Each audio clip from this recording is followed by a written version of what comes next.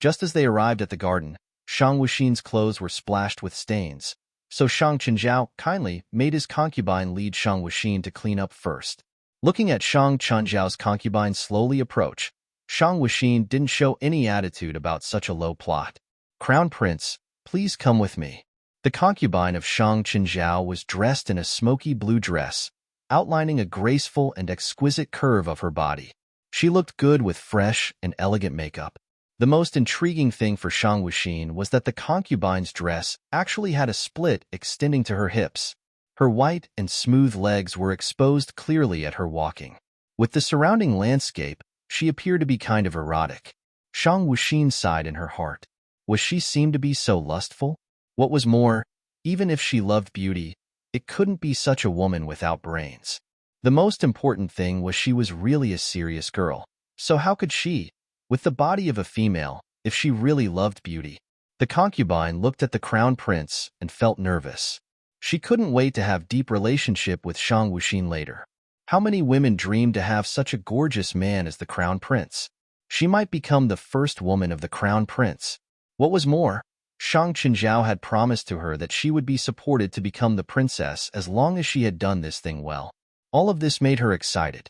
As soon as the soft voice of Crown Prince rang, Shang Wuxin got goosebumps all over. The concubine took out her handkerchief to wipe the stain on the Crown Prince's body. It was clear that the stain was on the hem, but the concubine put the handkerchief under the Crown Prince's abdomen and even lower part. The corner of Shang Wuxin's mouth began to twitch. Before Shang Wuxin threw away the concubine who was about to grope Shang Wuxin was slapped away by a gust of wind. It happened that the place where the concubine fell was in the lake of the eldest prince's garden. The concubine was still in a coma at this time, so it would not be long before she died totally. It was Lung Yufeng's who did this. At this time, Lung Yufeng, who wore a black robe, appeared to be ferocious and murderous. Actually, when Lung Yufeng saw Crown Prince was taken away by the concubine, he felt something wrong. After he caught up them, he saw that the woman wanted to touch Shang Wuxin. At that moment, Lung Yufeng felt that he wanted to kill not only the woman but all the people in the mansion. Shang Wuxin stooped to pick up the handkerchief that concubine just dropped on the ground. Even if the concubine was not close to Shang Wuxin, she knew what would go on.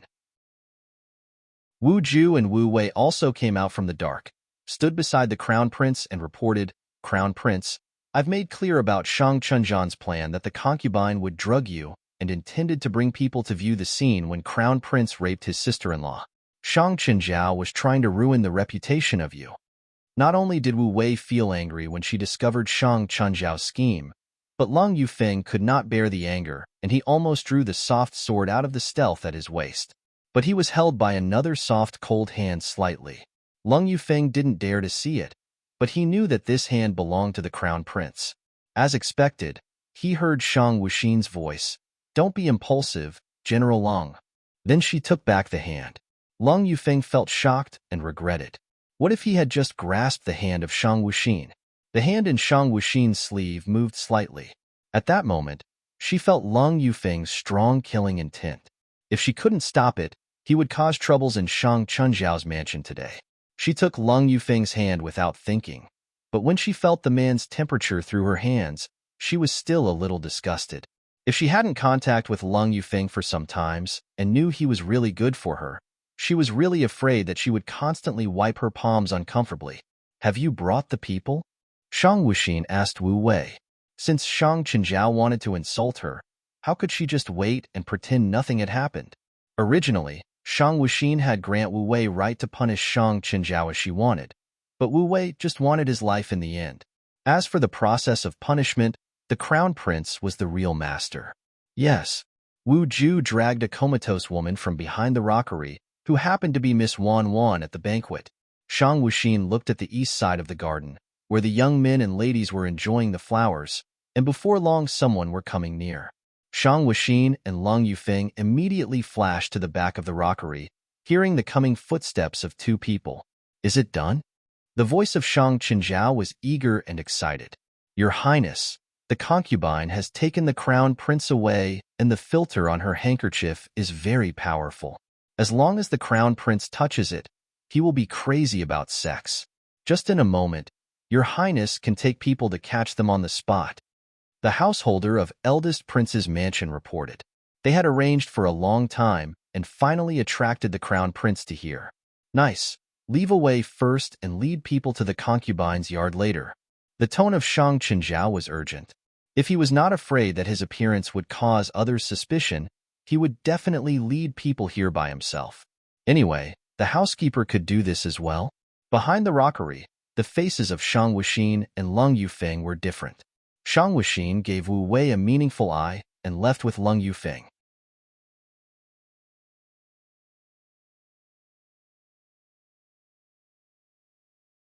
Although Nangong Lian wanted to enter, she knew that Prince Shang was not a good-tempered one, and she had to admit that the last sight of the General Lung made her a little afraid. Lung Yufeng did not go directly in the carriage, but requested outside the curtain, Crown Prince? He believed that Crown Prince with powerful martial arts must have heard what he said. He did not know if the prince was angry to not let him in. Come in. Shang Wuxin's unique voice made Lung Yufeng happy secretly. However, when Lung Yufeng walked into the carriage and saw Shang Wuxin leaning against the wall of the carriage and looking at him with fun, Lung Yufeng suddenly felt embarrassed. He was reluctant to get off the carriage, but he felt uneasy and hot as the crown prince looked at him in this way. Even when the carriage started, Lung Yufeng still stood beside the curtain of the carriage and didn't come to sit. The crown prince, Shang Wuxin, sat there with his legs crossed and looked up at the man in black standing there, who seemed at a loss. General Long? Shang Wuxin called him and broke the embarrassing silence.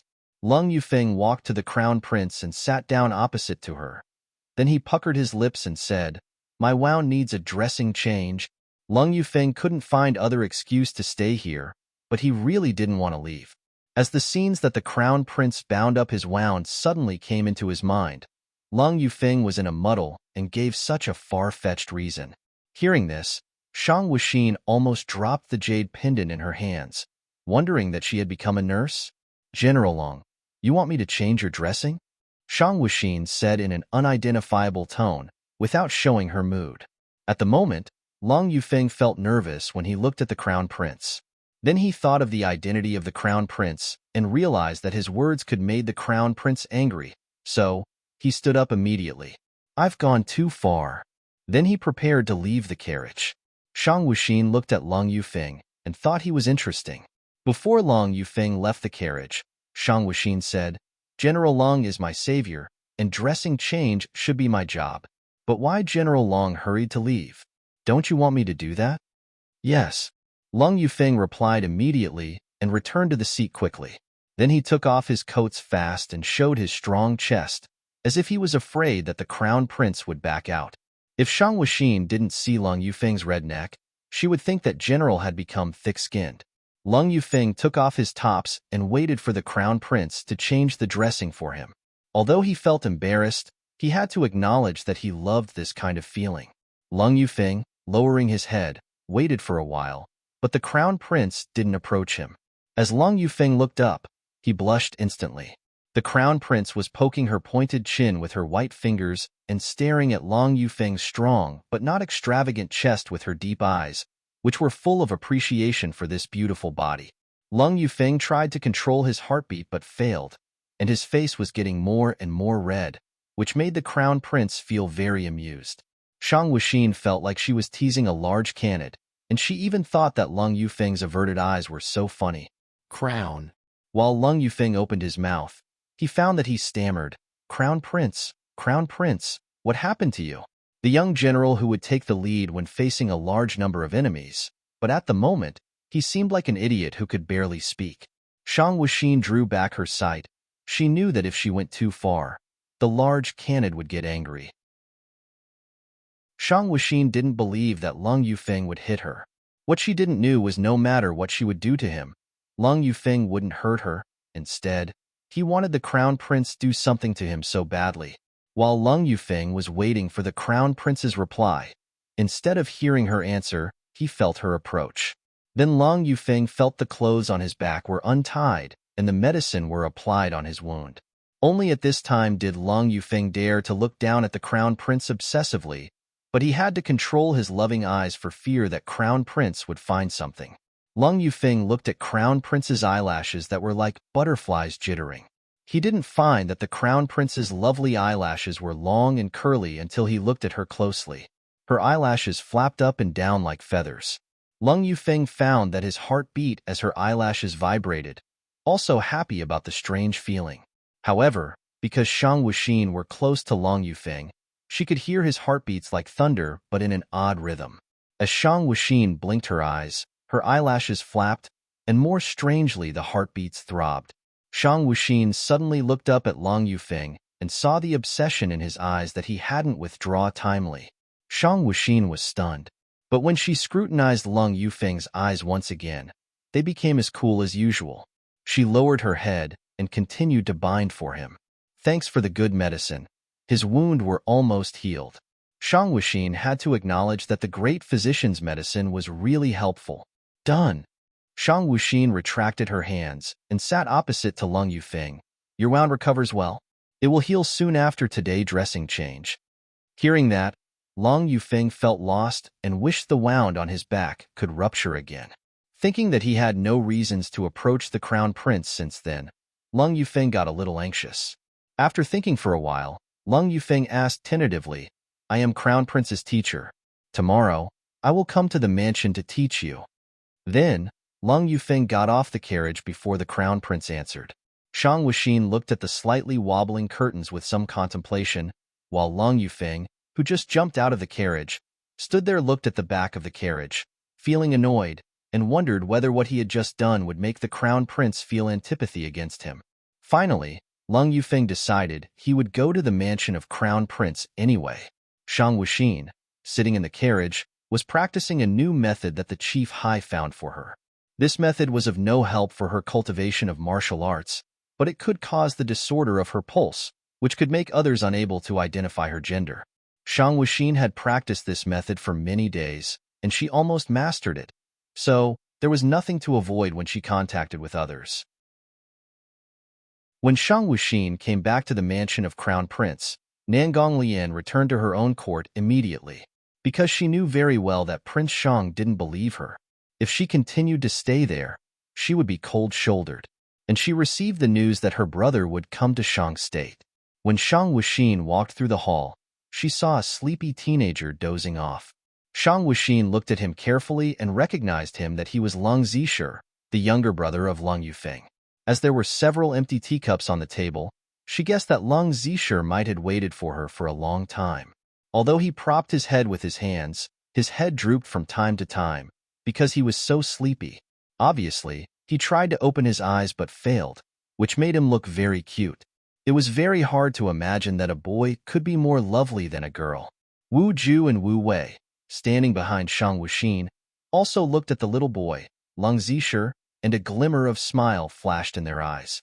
Both of them were young but experienced, and even when they were little girls, they were not as naive as him. Compared with them, who belonged to the dark world, Lung Zisher was a boy living in the sunshine. Looking at Lung Zisher, Shang Wuxin's cool eyes were covered with mist. She turned around and was about to leave. However, the sleepy boy woke up at this time and ran to the Crown Prince, while his eyes hadn't yet fully opened. Your Highness, you are back. Lung Zisher stood in front of the Crown Prince and blocked her way back to her resting palace. Shang Wuxin's fingers relaxed, but she still looked cool and serious, saying, Why child Long came to mansion of Crown Prince? Shang Wuxin didn't become friendly or gentle because of the innocence and brightness of Lung Zisher. Lung Zisher stood close to the Crown Prince and caught a pleasant scent from the Crown Prince's body, who smelled much better than his cousin. Lung Zisher also found that the Crown Prince was really good-looking. Although both his eldest brother and brother Huan were handsome men rarely seen, Lung Zisher thought that the Crown Prince's beauty was different from theirs, but he couldn't tell the difference. Well, Lung Zisher rubbed his hair shyly, winked his big eyes, and looked at the Crown Prince. I want to follow your Highness. Lung Zisher considered for a while, afraid that the Crown Prince would reject him, so he explained firmly, I think that Crown Prince is a competent person rather than the kind of person as others describe. There are a lot of things that I want to study from your Highness. I am not willing to be protected by others. Shang Wuxin looked at Long Zisher.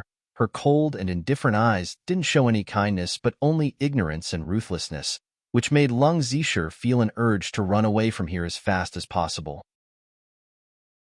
Wu Wei and Wu Ju all thought that the crown prince wouldn't agree. After all, this kind of boys like Long Zisher weren't suitable for this kind of life. What was more, Wu Wei and Wu Ju believed that the crown prince didn't have the kind heart to take in such a boy. But just when they thought the crown prince wouldn't agree, they heard Shang Wuxin spoke. Come here tomorrow. Shang Wuxin directly left after saying that. Both Wu Wei and Wu Ju felt confused about that. They glanced at Long Zisher, who stood there stunned, before they left following the crown prince. Long Zisher stood there and murmured like a lemon. I didn't expect he would agree. Crown prince is really a nice man. Author's off-topic Lung Yufeng. My crown prince, I was wounded. Come and apply medicine for me. Shang Wuxin. What did you say? I didn't hear you. Lung Yufeng. Sheener, I suffer pains. Don't you feel distressed? Look at me. How miserable I am. Come and help me apply medicine. Shang Wuxin. No, not at all. Lung Yufeng. It was all because of Sheener that I was wounded. Shang Wuxin. Come here. Lung Yufeng came to her happily. Crown Prince. A voice reached Shang Wuxin's ears when she went back to her sleeping chamber and was about to sleep. It sounded that the person was really cheerful for something. Lying on the soft bed, Shang Wuxin replied in a thin, tired voice, What happened? She was always in a light sleep, and that was why she was easily roused. Even a small sound in the mansion would wake her up while she was sleeping during the light, which often made her feel toilsome. Crown Prince, I caught a snow fox in front of the gate. Now I bring it here to show to you. Chief Hai felt so satisfied with the screeching fox which was trying to run into the sleeping chamber. As he knew that their crown prince was a girl and girls were always fond of this kind cute things, Chief Hai caught the small fox as soon as he saw it in front of the crown prince mansion. He would give it to his crown prince as a present, and he believed Shang Wuxin would be happy for it. Fox? Snow fox? Shang Wuxin suddenly recalled the fox that she had met in the mountain of Fengzhou City. It was so cunning, and it seemed that it liked her pretty much. But she remembered that the fox was taken away by Yi Yizha. It never occurred to her that she would meet a snow fox again, as snow foxes were extremely rare. So many people hadn't seen one all their lives. Come in, answered Shang Wuxin. Meanwhile, the small fox suddenly got rid of Chief Hai's hands and jumped down, quickly running into the sleeping chamber. Chief Hai got astonished and followed it as he was afraid that this little animal would scare the crown prince. As he got into the sleeping chamber, Chief Hai felt that he couldn't believe his eyes. The fox, which was really hard to catch, was lying beside the soft bed ingratiatingly. It stared at his young master with big, cute eyes and kept making sound as if it was whining something.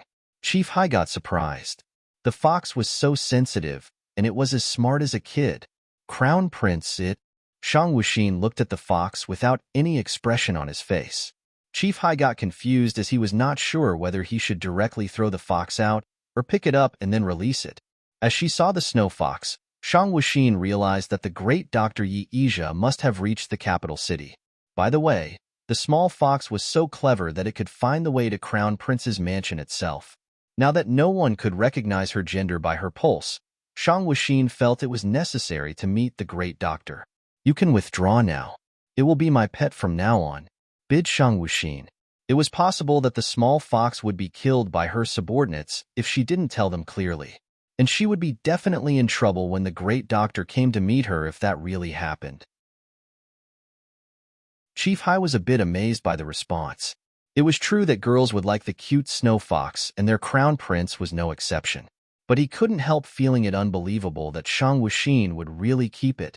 After all, how could people believe that an atrocious person like their crown prince would be interested in such a cute thing? Nevertheless, Chief Hai was gratified for that, as his crown prince finally had a girlish hobby. He was always worried that his crown prince would get used to treating herself as a real man. When Chief Hai walked out of the sleeping chamber, the snow fox stretched out its hind legs and tried jumping into the soft bed. However, Shang Wuxin pushed it away before it could make it. The snow fox fell on the ground, and then got up bitterly. Shang Wuxin knew that the snow fox was really smart, so she said in a stern tone, "You're dirty."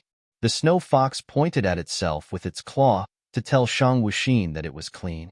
His master threw it into water and let it wash itself every day, so it should be cleaner than any other animals. But Shang Wuxin paid no attention to its explanation.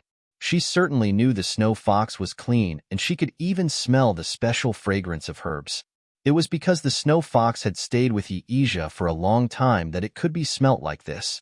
At first, Shang Wuxin simply thought Yi would not keep the small thing as he seemed to be indifferent to everything. But to her surprise, Yi kept it and raised it so well. As for Yi, he saved the fox only for its blood at the beginning, and he agreed to keep it only because of Shang Wuxin. He could feel that the fox liked her, and so did he. "If you kept making noise, I will throw you out." Shang Wuxin closed her eyes and warned. The little fox slightly opened its mouth and immediately closed it after hearing these words. Seeing the crown prince close her eyes, it slowly walked to the soft bed. The crown prince seemed not aware of its approaching, so the snow fox got more fearless and kept climbing into the soft bed. As soon as it was intended to get into the warm arms which it had desired for a long time, the crown prince opened her eyes. Seeing that made the small fox fell down to the ground from the soft bed. When it picked itself up and averted its eyes to the soft bed, it saw the crown prince close her eyes again as she was sleeping again. But now the small fox had learned the lesson and dared not to crawl to the soft bed a second time. It didn't notice that a smile curved the young prince's lips. At the same time, a man in white stood silently in the quiet yard of his house in the capital city. He knitted his eyebrows as he just found that the little animal had run away, but a smile then appeared on his face. It occurred to him that it had been a long time since he met the young man who left a good impression to him before, so the little animal must have gone to find her. Yi put away all the herbs, thinking about the snow fox's abnormal behavior these days. It always gazed at him, and it was obvious that it wanted him to take it to see the crown prince. He didn't know the reason why he would follow its mind, and really took it to the capital city. Since they arrived here, Yi had been busy in arranging his herbs and dealing with his business in the capital city, so he got no chance to see the crown prince. In contrast, the small fox seemed to be too impatient to wait a minute more. Yi didn't realize that it was him who released the small fox on purpose. If he didn't do that, how could the small fox get out of the yard without his permission? "Zhu," called Yi, and then a man who looked really smart walked in. He didn't get close to Yi and just lowered his head asking, "Master, what can I do for you? I have something to do these days. Take care of the business for me." As he finished his words, Yi kept arranging his herbs. Xiao Zhu stared at his master curiously. Though he had a lot of questions to ask, he knew that his master would not answer him. In this case, he left the place quietly, wondering what happened to his master. Yi usually spent all his time on herbs and business, so did he find anything more interesting now? The day was just a peaceful day for Shang Wuxin, but things are totally different in the mansion of Eldest Prince. That day, all people came into the backyard of Eldest Prince's mansion with the guide of the butler. To their astonishment, they happened to witness the scene that the Eldest Prince raped Mississippi Wanwan. The girl was not the kind of weak girl at all. She got so furious that she cut the Eldest Prince's most important thing as a man in turn. That meant the Eldest Prince would be a eunuch in the following days. The Eldest Prince couldn't be more painful and angry. He directly killed the girl called Wanwan in front of all the guests regardless of what would happen after that.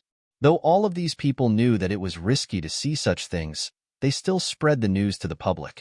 When Shang Wuxin woke up the next day, almost all people in the capital city were discussing the event that the Eldest Prince raped a young lady and killed her after losing his special thing in his crotch. Furthermore, so many officers had written their memorials to the throne to impeach the Eldest Prince, and General Long was one of them.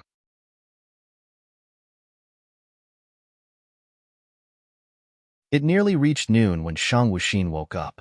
Wu Ju and Wu Wei had been standing outside the sleeping chamber for a whole morning without complaining a little bit. Beside them, a man stood in the yard of the sleeping chamber too, and he had also been standing there for almost a whole morning. "Come in," The voice showed that Shang Wuxin was not in a good mood now as she didn't sleep well last night. Wu Wei and Wu Ju quickly walked in as soon as they got the order. Lung Yufeng, who had been waiting there for a morning, felt so wistful though it was just one night that had passed. The most important thing was that the Crown Prince's voice was not only cold, but also somewhat soft at the moment. Lung Yufeng turned around and fixed his eyes on the chamber. He really hoped that he could get into it and help Crown Prince change clothes. It was the first time that Lung Yufeng had admired the two maids. As Shang Wuxin got out of bed and washed herself, she walked out of the sleeping chamber and then saw the man in black standing in the yard. His face was well-featured, but gave people a feeling of coldness. His eyebrows were straight and no warmth could be seen in his deep dark eyes. He stood there still, like a cold and arrogant eagle, making a warning that no one was allowed to get close to him. But the arrogant eagle instantly became a big docile dog as he saw the Crown Prince walk out of the sleeping chamber. Crown Prince. Lung Yufeng extended respect to her and greeted. If Shang Wuxin listened to his words carefully, she would discover that his tone was bright, which was totally different as usual. Shang Wuxin nodded and politely asked, "General Long, have you had your breakfast yet? Would you like to have breakfast with me?" Wu Wei moved her lips. She took one look at the sun of the noon, wanting to remind the Crown Prince that General Long had been waiting here for a morning, so how could he haven't had breakfast? However, Wu Wei got more shocked when she heard Lung Yufeng seriously say, "That's a good idea. I'm pretty glad to have breakfast with you, my prince." When they stepped into the hall to have meals, they saw Chief Haigot here with a man too. Shang Wuxin was not surprised when she saw the man, but it was not the same with Lung Yufeng. "Crown Prince, brother." Lung Zisher paid simple respect. Actually, he was supposed to get here earlier today, but his cousin had something to do with him in the morning, so he was delayed for that. Seeing his brother, who was always unimportant to him, made Lung Yufeng frown. He put down the chopsticks in his hand and asked, "Why are you here?" Lung Zisher was no more than a nominal brother to him, so they didn't meet each other frequently and there was no family affection between them. But now Lung Yufeng felt something unexpected might have happened since his brother appeared in Crown Prince's mansion. He was also not clear about the time when Lung Zisher changed his objective to the Crown Prince, as he always tried to get along well with Lung Tiantian before. Lung Zisher felt a bit scared in his heart when he saw his brother having meals with Crown Prince. And he just found that the atmosphere around them seemed to be pretty good. Lung Zisher gritted his teeth and said, determined, "Brother, I don't want to stay at our mansion without doing anything meaningful. I want to follow Crown Prince and make some outstanding achievements." "Nonsense." Lung Yufeng wanted to thump on the table, but he finally suppressed himself as Shang Wuxin was still having breakfast now. He would never mind if Lung Zisher bothered someone else.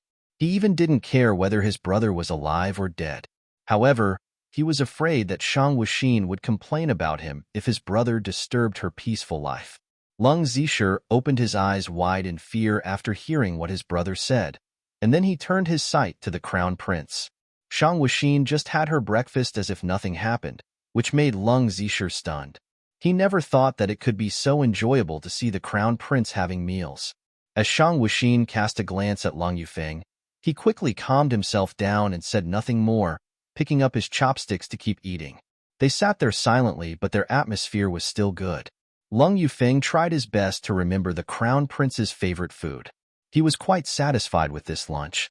After Shang Wuxin put down his chopsticks and took the handkerchief to clean her hands, she looked at Lung Zisher who was standing there and asked, "What's the time?" Lung Zisher didn't get the point at all and kept standing there. "It's already noon." Now Lung Yufeng realized that Shang Wuxin had really kept his brother, but it couldn't be as simple as it seemed to be. The Crown Prince could do whatever she wanted, and if his brother did anything wrong, he would. Lung Yufeng's eyes gradually got clawed. "You can go now." Shang Wuxin stood up and said to Lung Zisher. Lung Zisher got numbed with the words. He suddenly dropped to his knees and begged, "Crown Prince, I'm late because there is something urgent. I beg your forgiveness." Lung Zisher firmly believed that he couldn't leave Crown Prince's mansion and he couldn't be away from Shang Wuxin. He stayed at her side only because of his cousin at first, but now things had changed. "General Long, what do you think I should do now?" questioned Shang Wuxin, leaving the problem to Lung Yufeng. Seeing his brother begging there, Long Yufeng still kept his eyesight cold. Then he said to Shang Wuxin, "According to the rule, my brother should be hit 20 times with wood stick for what he has done. If Long Zisher was in the military camp now, the punishment would be more serious. But Long Zisher had never received any martial arts training, so he would die if the punishment was too severe." Long Yufeng could see that Shang Wuxin didn't want to kill Long Zisher now. Brother. Though Long Zisher was just a son of a concubine, he still led a good life. No one had hit him, and he hardly got abused for something. Obviously, Long Yufeng didn't care what he just said, so he averted his eyes to Shang Wuxin calling, "Crown Prince, you can get out of here if you can't bear it," uttered Shang Wuxin impatiently. Then she waved her hand to let Chief Hai take him away, and added that it would be okay as long as he was not hit to death. Long Yufeng thought for a while and asked, "Crown Prince, why do you allow my brother to follow you?" "Well," instead of answering his question, Shang Wuxin asked in turn, "General Long, do you treat him as your true brother? I just think I should take your feeling into account when I make decisions." Even if the Crown Prince didn't care him at all and did all these things for her own benefit, her words still made Long Yufeng feel sweet in his heart. The family affection in the general mansion is rare. "Just do whatever you want, my Crown Prince." Shang Wuxin nodded in satisfaction. But before she could give a response, something white came into the hall. Long Yufeng quickly got in front of Shang Wuxin and gazed at the strange white thing. Meanwhile, Shang Wuxin's mind got suddenly blank as she saw the man in front of her. The little fox wanted to get into the Crown Prince's arms, but its neck was held by a man who looked so cold. The small fox angrily cried and opened its mouth to bite the man. "Stop it now." The little fox was scolded before it revenged. It knew clearly who was abusing it. The fox turned its eyes to Crown Prince piteously, but found that the crown just had no pity on it at all. Long Yufeng released the small fox. Actually, Long Yufeng had prepared to take actions when the small fox tried biting him at the beginning. But he didn't do that because he had figured out that the small fox should be Crown Prince's pet as it could enter the mansion freely. "Is it your pet, Crown Prince?" Long Yufeng still felt it a bit unbelievable. He couldn't understand the reason why this kind of soft fox would become her pet. However, he also felt that it would be a good thing if Crown Prince had such a funny thing beside him. After all, she was always alone. "Crown Prince." Chief Hai ran to Shang Wuxin in a hurry and said, "There is an imperial edict. Panchchen of Nangong State comes to visit our country. His Majesty asks you to welcome him now." Shang Wuxin nodded in acknowledgement. After all, Nangong Lian had bid her farewell and told Shang that her brother would pick her up. Shang Wuxin knew that Prince Qian had come to this country. She originally thought that he would leave as he picked his sister and didn't expected that he would make a visit so publicly. "I will go after changing my dress. General Long, just go with me."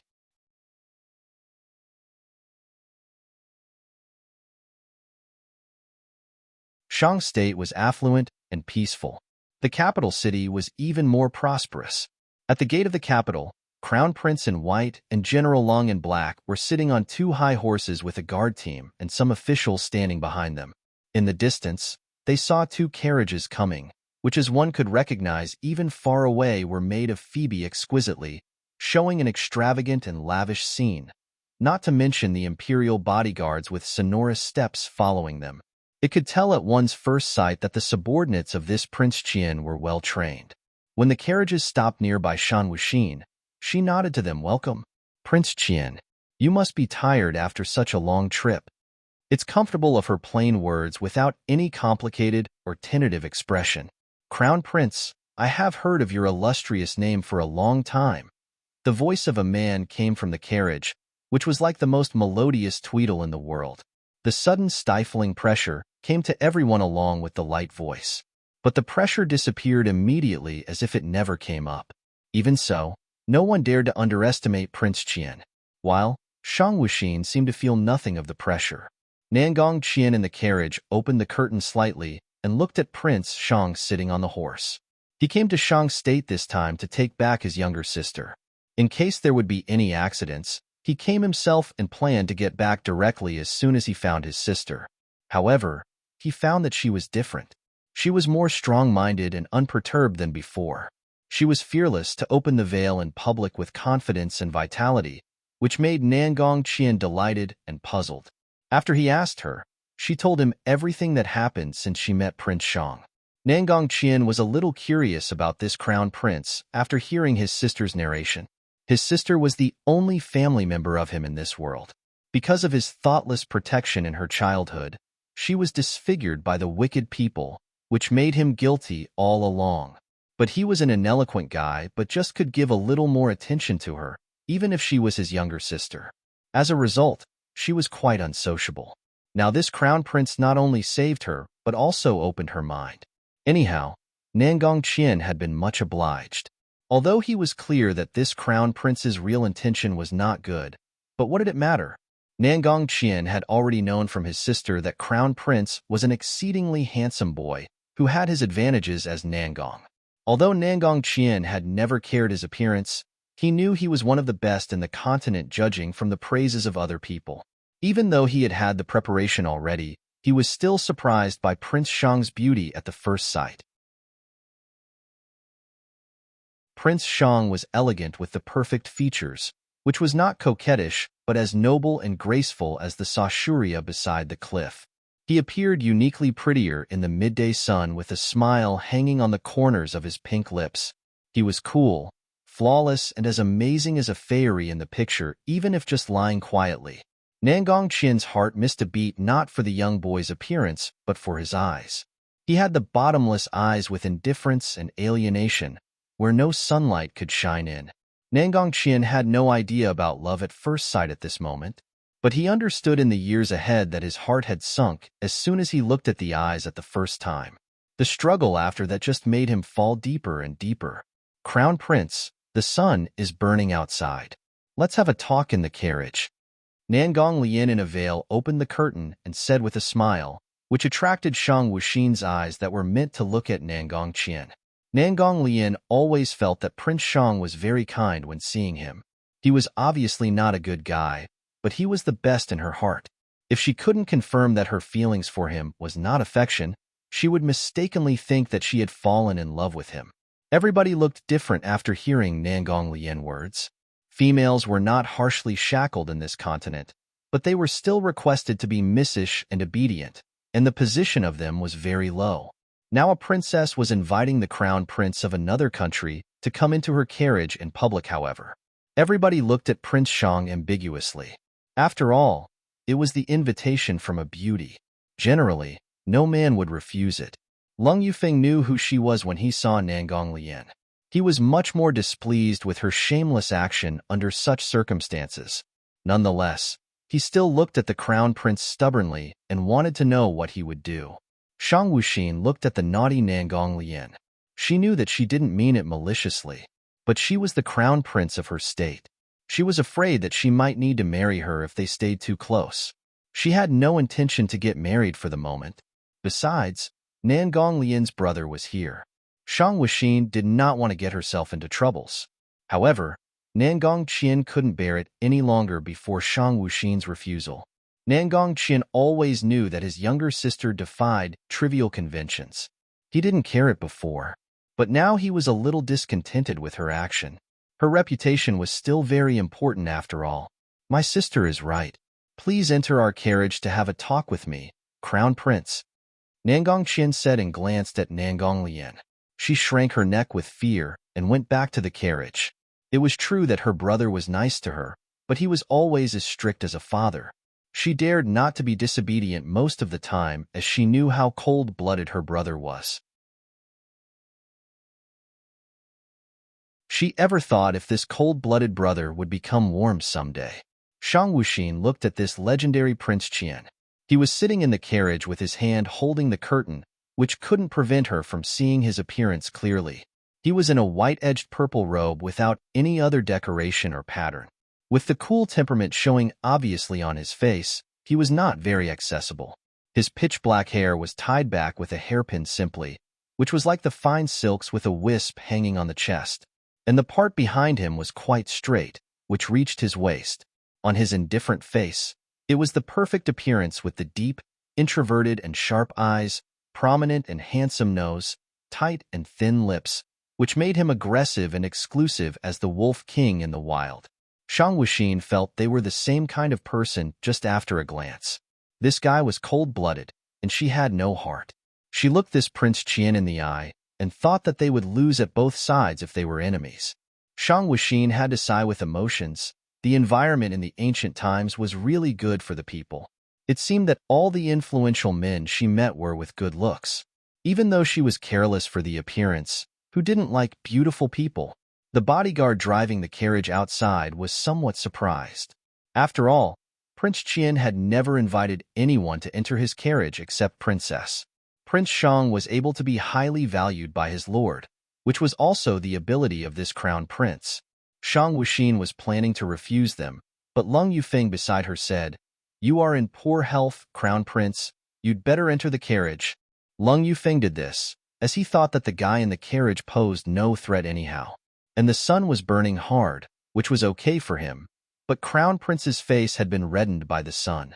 He was not willing to see it. However, throughout the coming years, he really regretted doing this today and thought himself was an idiot. The moment Shang Wuxin was trying to refuse, she felt the evil spirit around Nangong Qian. He was the first one that Nangong Qian invited to his carriage, but this Prince Shang was a little reluctant. Nangong Qian felt uncomfortable, no matter from the face or deep in his heart. Generally, those people who made Nangong Qian uncomfortable would not have any good end. Shang Wuxin also felt itchy on her face because of the burning sun, so she went into the carriage after telling something to Lung Yufeng. Other people started to move forward to the imperial palace after she entered the carriage. Nangong Qian smelled the light fragrance of flower and fruit as soon as Prince Shang entered the carriage. No one knew he had a sharp sense of smell, so he couldn't bear any peculiar smell most of the time. He threw his eyes on Prince Shang and couldn't understand why this guy smelled sweeter than his sister. If not for the sweetness, he would throw him off the carriage.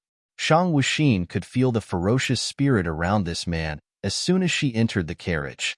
Everybody would be careful to stay with this kind of man and afraid that he might kill you anytime.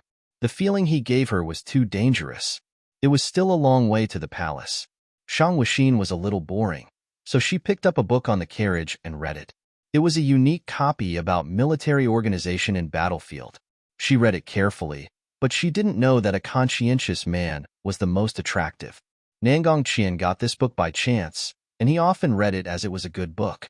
Now he was trapped at the page with something he didn't understand. He didn't stop Prince Shang when seeing him pick it up, but felt a little surprised when Prince Shang turned over the page that he didn't understand. The higher position the people was in, the more they appreciated the strong. Now Nangong Qian was appreciating this crown prince. To put aside the crown prince's kindness for saving his sister, both the temperament and the appearance as well as the literary attainment of this boy were appreciated by Nangong Qian. He was cold-blooded, but not self-conceited. He asked Shang Wuxin, "Crown Prince Shang, can you understand everything?" Shang Wuxin nodded and continued to read. Nonsense. Why she kept reading if she couldn't understand? Hearing that Prince Shang could understand everything, Nangong Qian stretched out his hand and tried to take the book to have a discussion with the prince.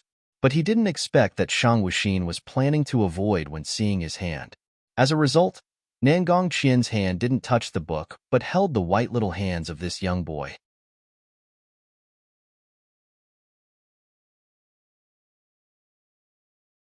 Nangong Qian got suddenly stunned. It was the first time that he had ever held a man's hand. Actually, he had never held anyone else's hand before, not even a girl's. Of course he had done that to his sister when she was a little girl, but it never happened again when they grew up. Gazing at the hand which was seized by him, Nangong Qian had to admit that it was really beautiful. The hand was white and delicate. The thin fingers looked like bamboo shoots in spring, and their round tops were so cute. Compared with the hand, all those ancient books that had ever been in his hands lost their attraction. Nangong Qian got a bit blank in his mind, and then he suddenly came up with an idea that he would hold the hand forever. The thought passed his mind so quickly that he didn't realize that he could have such an idea at the moment. The most important thing was that Nangong Qian was a sensitive man.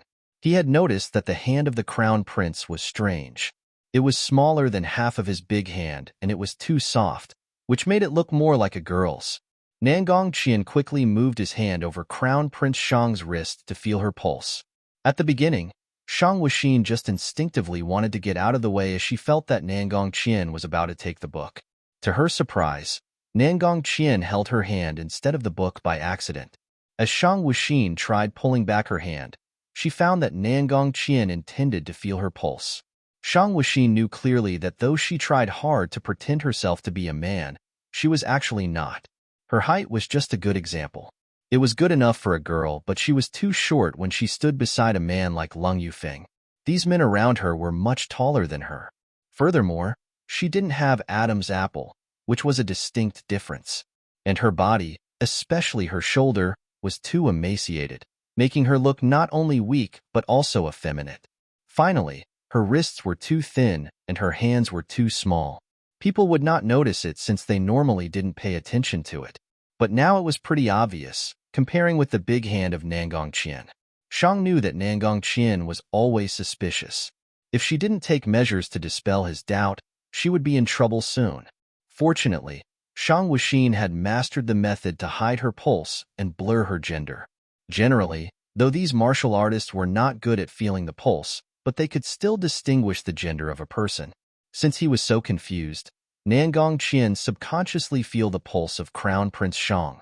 It was disordered, but Nangong Qian was convinced that Crown Prince Shang was a man. Realizing that, Nangong Qian naturally recalled the rumor about the Crown Prince. It was said that Shang Wuxin had lived mainly on medicine since he was born. Nangong Qian didn't believe it before and thought that Crown Prince Shang just pretended to be like this to confuse people. But now he began to believe it. The young man in front of him was so emaciated and her hands were not only small but cold. Thinking about the complex condition of the empire made Nangong Shang feel a bit pity for the young man. Seeing the obscure emotion in his eyes, Shang Wuxin got a bit impatient. She moved her wrist, which was held tightly, and coldly said in a dissatisfied voice, "When will you release me, Prince Qian?" Nangong Qian's mind was filled with thinking of the small hand. As he heard those words, he quickly averted his eyes and slightly released Shang Wuxin. No one noticed that his ear tips had been red and the hand behind him became a bit still in a sudden. It was until Nangong Qian withdrew his hand that Shang Wuxin could set her mind at ease. She had never received such enormous pressure because of a man. Neither Han Xuanhao nor Lung Yufeng had ever made her feel so stressed, but Nangong Qian just did it. He was so smart. It didn't mean that the others are not as smart as him, but he paid too much attention to the interest, which made him a really difficult person to deal with. And he was just the same kind of person as she. The carriage got suddenly quiet. Nangong Qian felt embarrassed and asked, "How to do with it?" Shang Wuxin turned her eyes to the page that Nangong Qian pointed at. It concerned arms arrangement, and Shang Wuxin had ever read this kind of books, so she knew it well. She didn't keep the methods as secrets. Instead, she told them to Nangong Qian directly. Both of them were extremely intelligent people, and they couldn't stop talking with each other later. They shared their opinions about arms arrangement and admired each other deeply in their hearts. They gradually felt that it would be much better if they could meet each other earlier. For the first time in his life, Nangong Qian felt that he met a man who was congenial to him. It was true that so many people were equal to be his opponents, such as General Long of the Shang state. But now, as he had met Crown Prince Shang, he couldn't help feeling that it would be a great pity if she became his enemy. "Crown Prince, thanks so much for helping my sister." Though they had a hot discussion just now, both of them were inarticulate people, so they actually didn't talk too much. As Shang Wuxin put down the book, Nangong Qian then said these words. He was not intended to talk about it, and they were not supposed to make any promise to the others. "Crown Prince Shang, I will help you whenever you need," promised Nangong Qian. He was surprised by what he just said. Shang Wuxin simply nodded and didn't refuse. She saved Nangong Lian not only for her beautiful face. Actually, she had her own purpose. Now that Nangong Qian had expressed his thanks, Shang Wuxin would definitely accept it. And she believed that she deserved it. As the carriage was running on the road, a girl jumped in. Nangong Qian didn't stop the person, and so did Shang Wuxin. because the girl was no other than the fifth princess of Nangong State, Nangong Lian. What are you talking about? Nangong Lian got into the carriage and found that they seemed to be talking about something. She felt so curious as her brother didn't like to talk with others unless he had business to deal with. As his sister, her brother would talk with her only after she talked too much to him. Shang Wuxin didn't reply her words and Nangong Qian didn't give a response too. He loved his sister, but he never spoiled her. He thought that a rational man would not give up his principles to spoil someone. But as so many years had passed, he would realize that it was all because he didn't meet the right person. Once he met her, he would completely lose his principles. Crown Prince Shang, will you attend the banquet tonight? Asked Nangong Lian. It was ordinary that Nangong Lian would have such a question. She had stayed at Crown Prince Mansion for such a long time and noticed that Crown Prince Shang seldom attended banquets or poem parties. People's life in the ancient time was pretty boring, so they had lots of banquets to make it more pleasant. They would have 7 or 8 banquets in a month, which played an important role in amusing themselves and increasing people's connection. However, Shang Wuxin was not interested in attending these banquets at all, and the former crown prince just did the same thing with her. Though there were massive rumor about Crown Prince Shang, not many people had ever seen her in person. Shang Wuxin nodded. She had no other options as her father had asked Eunuch Su to pass his words to her, and today she came alone to welcome Nangong Qian. It was obvious that her father was helping her to improve her status as crown prince. Shang Wuxin knew his intention, so she would not give up the chance. In order to avoid monitor of some people, Shang Wuxin didn't choose the bustling main road, though she was welcoming the lord of Nangong State. Instead, she chose a quieter street. However, something unexpected still happened there. Beside the street, a strong man was chasing a girl in white, the girl running ahead in terror. Seeing the girl approaching the carriage, Long Yufeng, along with several guards, showed no compassion and stopped her directly. Their swords were pointed at the girl in white and the strong man behind her. "Who are you?" scolded Long Yufeng in a cold tone. He had to keep cautious as the most dangerous risk always hid behind a small thing. The girl didn't pay any attention to the weapons. She just dropped to her knees and began kowtowing to the carriage, saying, "Crown Prince, save me. Save me, please." She kowtowed again and again, making a horrifying sound as her forehead crashed the ground. Shang Wuxin looked so attractive as she rolled her eyes to think something, which was caught by Nangong Qian. He suddenly realized that Shang Wuxin's eyes were so beautiful that he could hardly breathe smoothly, and his heart was influenced too. Shang Wuxin nodded to Nangong Qian and Nangong Lian, explaining, "Prince Qian, Princess, excuse me, I need to go out now, so I can't go to the place with you." Nangong Lian waved her hands to show that she didn't mind it at all. Nangong Qian held the same attitude, saying, "It doesn't matter. I can wait you here and then go with you." He subconsciously didn't want to leave Shang Wuxin here. The more important thing was that if Shang Wuxin didn't go back with them, as she was supposed to accompany Prince Qian, she would be punished severely for that. Thinking the dangerous condition of the Empire Palace that Shang Wuxin had to face, Nangong Qian recalled what he faced before. So he set his mind to help Crown Prince Shang. When Crown Prince Shang walked out of the carriage, Nangong Lian said to her brother, "Brother, look, isn't Crown Prince Shang great?" The most intelligent person in Nangong Lian's mind was no longer her brother but Crown Prince Shang now. Nangong Lian didn't expect getting response from her brother, but she still heard what her brother said. "Yes, he is great." Nangong Lian knew that Crown Prince Shang was a good person, so she jokingly murmured, "If only Crown Prince Shang were a girl. I always thought that no one could match you, brother." But now Crown Prince Shang appeared. What a pity that he was a man. Nangong China had been 24 years old. In the past years, he buried himself in finding methods to survive in the Empire Palace. As he became powerful enough, he paid all his attention to get more territories in Nangong State. There was no girl in Nangong Qian's life. He had no concubine at his side. No one dared to talk about it in fear of his temper and style of doing things. The most important thing was that Nangong Qian was extremely cruel and merciless. A girl had ever tried to seduce him but failed. Then Nangong Qian gave her to his guards as a reward. And the beautiful girl was finally tossed to death. Nangong Qian was a normal man, but it seemed that there was no connection between him and love affairs. He was a cold-blood person. Girls, except his sister, were nothing but trouble for him. He had never thought about having a son to carry on his family line because his heart was filled with his ambition. As he listened to his sister's words, Nangong Qian felt that his heart moved, and there seemed to be something different. Most of the time, people didn't need to have a reason to fall in love with someone. And now what Nangong Lian said really caused waves in his heart. Even though it was not a big thing, it would last in his heart all his life.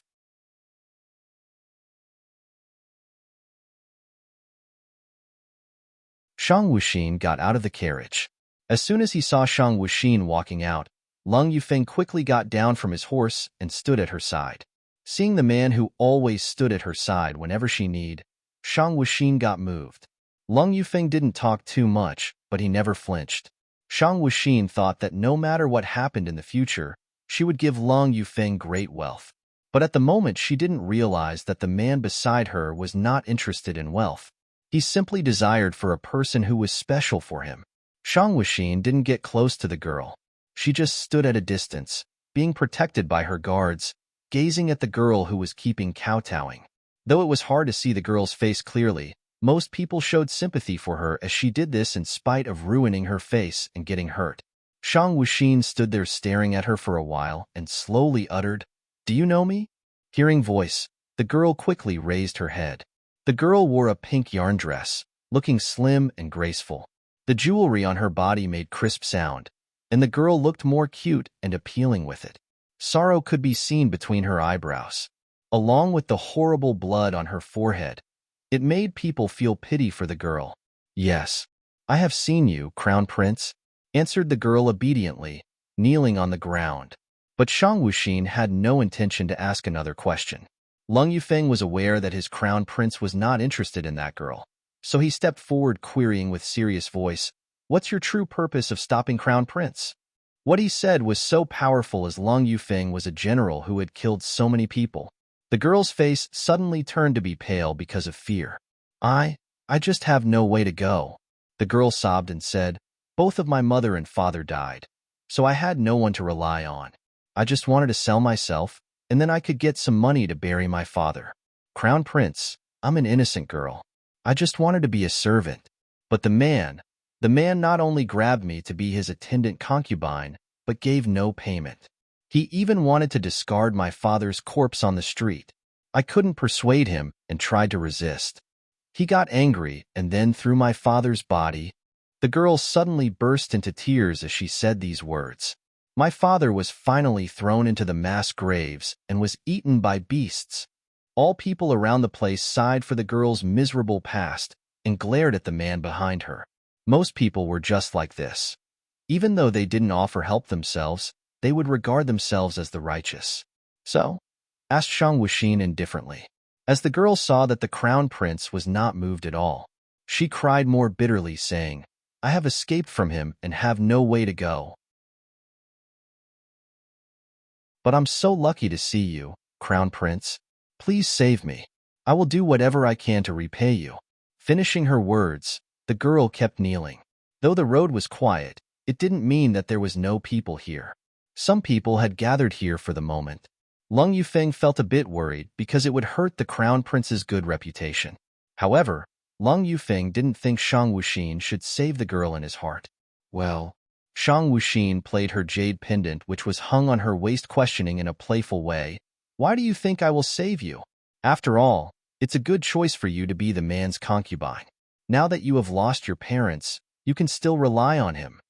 Some people thought the same way with their crown prince. Since all women relied on men at that time, it was a really good choice for the girl to be a concubine. "No," the girl immediately refused. "I'm a pure girl from an innocent family, and I just want to find a reliable man to marry." "I know you are a good man, Crown Prince. You have saved so many people in Fengzhou City. Please, Crown Prince. I don't want to marry him. I just want to live a simple and pure life." "You bitch. It's your pleasure to be my concubine. How dare you say these words to Crown Prince? Listen, Crown Prince would not protect you today." The man said so many dirty words and kept hitting the girl. "Kill him." Shang Wu kit her eyebrows and said. As soon as he got the order, Lung Yufeng quickly got close to the man who was talking dirty words and killed him with one palm. Lung Yufeng did it so quickly and so many people hadn't realized what just happened. When they saw that the man had already been killed, they felt so scared. After all, the general's legendary name was well earned. But now so many people knew that it was Crown Prince Shang who gave the order. The Crown Prince looked gracious and weak, but his behavior made people realize that he was totally different from what he looked like. "Thanks for saving my life. I'm willing to be your servant to repay you," the girl said in a grateful tone, eyes filled with appreciation. Shang Wuxin smiled slightly, but her smile was so cold. People could even feel the coldness with their bones. Shang Wuxin got on the carriage but still said to the girl, "In this case, there are not enough servants in my mansion. You can be my servant as you want to." Then they kept going ahead. As soon as Shang Wuxin got on the carriage, Nangong Lian asked in a curious tone, "How could you allow her to be your servant? Are you really attracted by her appearance? It's true that the girl looks pretty good." Though what Nangong Lian just said didn't sound so well, her words were full of concern. She should be a simple girl. However, she was always cautious as she had seen so many plots at her brother's side. Beautiful women were always dangerous, and Nangong Lian didn't hope that Shang Wuxin would be hurt, either mentally or physically. Staring at Nangong Lian, who was wearing a veil, Shang Wuxin laughed in her heart. It seemed that the girl trusted her and concerned about her so much from the first time they met each other. In contrast with others' concern out of benefits, hers was pure and warm, which made Shang Wuxin feel so comfortable. Shang Wuxin stretched out her finger and touched the chin of Nangong Lian. Then she acted like a hooligan who was tossing an innocent girl, saying, "Well, I have such a pretty girl beside me. Who can still attract me? Princess, would you like to come to my crown prince mansion?" Even though she knew that Shang Wuxin was just kidding, Nangong Lian blushed with her words. It was all because of the crown prince's excellent appearance and wonderful voice that attracted all her attention. Nangong Qian had never seen a man dare to toss his sister in front of him, and no one dared to toss his sister when they saw her face.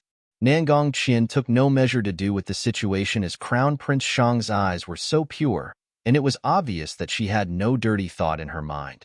Still, Nangong Qian felt uncomfortable in his heart. He was not interested in women's charm, but it didn't mean that he was against those people who love it. Maybe it was because the person who was tossed was his sister that he would feel like this. Without thinking too much, Nangong Qian pushed Crown Prince Shang's hand off his sister's face. It was the second time that he touched the pair of hands. He was not peaceful as he looked. Instead, he really felt that a special feeling was attacking his tightly closed heart.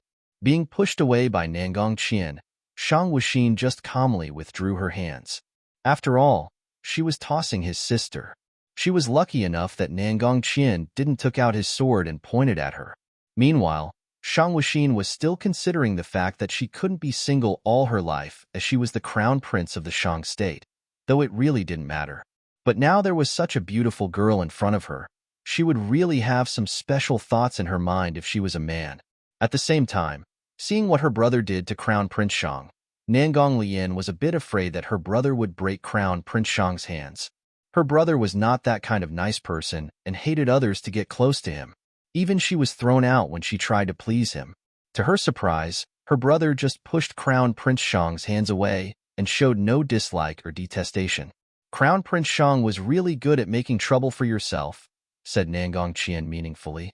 After all, Crown Prince Shang took in the girl just now, and Nangong Qian was clear that Crown Prince Shang was not the kind of man who could be attracted by beautiful girls.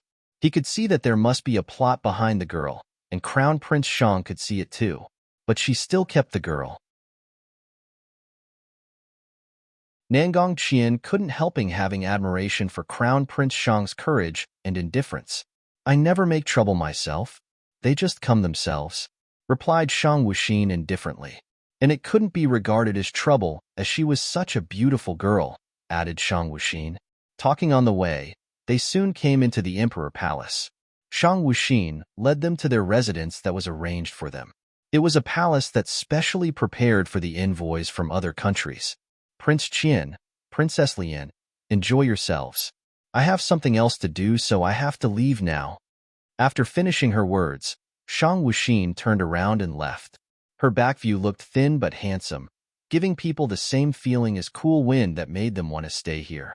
Shang Wuxin knew that there would be a banquet to welcome Nangongqian. It was still early now, so she was about to have a sleep in the cunning palace of earthly tranquility. She was bound to say that she really liked the palace as she was fond of the environment there. It always made her feel peaceful. Cunning Palace was as beautiful and peaceful as it was before, since the noise outside the wall never appeared in this place. All flowers and trees here were lively. This kind of scenery, which was hard to see in the complex palace, made Shang Wuxin feel peaceful in her heart. Shang Wuxin eluded so many invisible guards and got into the cunning palace to have a rest in the side hall which the former queen prepared for her. She didn't expect that she would meet her father here. As they saw each other, both of them didn't say a word. After a long time, Shang Wuxin nodded greeting, "Father." She then gave no more words and directly walked in. Arrogance covered her body, as if the man standing beside her was not an emperor but a subordinate. Emperor Shang saw his child stepping into the side hall, which he and his queen specially decorated for her. Blankness and confusion could be seen in his weather-beaten, sharp eyes. As Shang Wuxin nearly entered the side hall, Emperor Shang asked, "How could you be here?" He knew clearly how fierce the invisible guards were, as it was he who built the team. But now Emperor Shang was only afraid that those invisible guards would hurt his child, regardless of her identity as crown prince. Emperor Shang dared not to think about it at all. "It belongs to me. Shouldn't I come here?" asked Shang Wuxin with a smile on her face. "Or you just forget it as you have pretended for a long time?" Emperor Shang noticed his child walk into the side hall. Standing there for a long time, the emperor finally walked in too. Shang Wuxin was lying on the soft bed which he decorated himself when his queen got pregnant. But now his beloved had passed away, and he couldn't help feeling painful in his heart. Seeing his child, the emperor got suddenly blank. It seemed to be a long time that he hadn't seen his child so carefully. All his wife's and his advantages could be found on Shang Wuxin's face. She was attractive enough even though she was just lying there. Maybe the emperor thought too much in the cunning palace. Maybe it was because he was staying with his child that made him recall so much things. "Exiner, have you ever hated me during the past years?" he asked.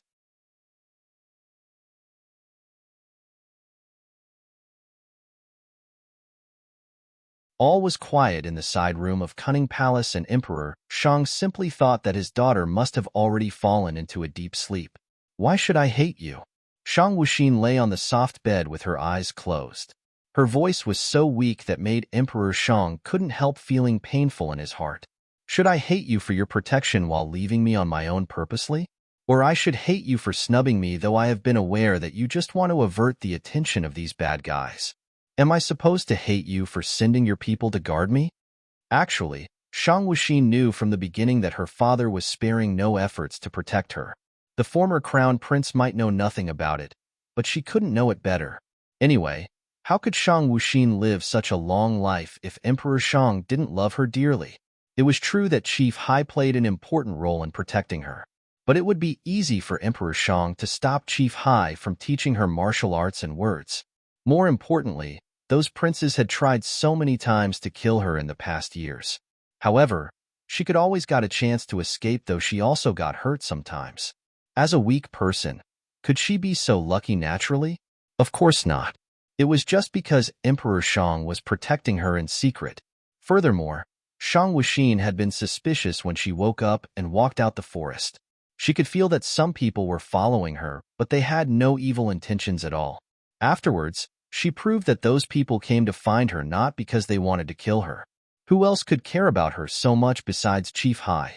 It had occurred to her at that moment that the person might be her father. When she firstly met Emperor Shang, she could see that he cared about his daughter pretty much, though he pretended to be cold.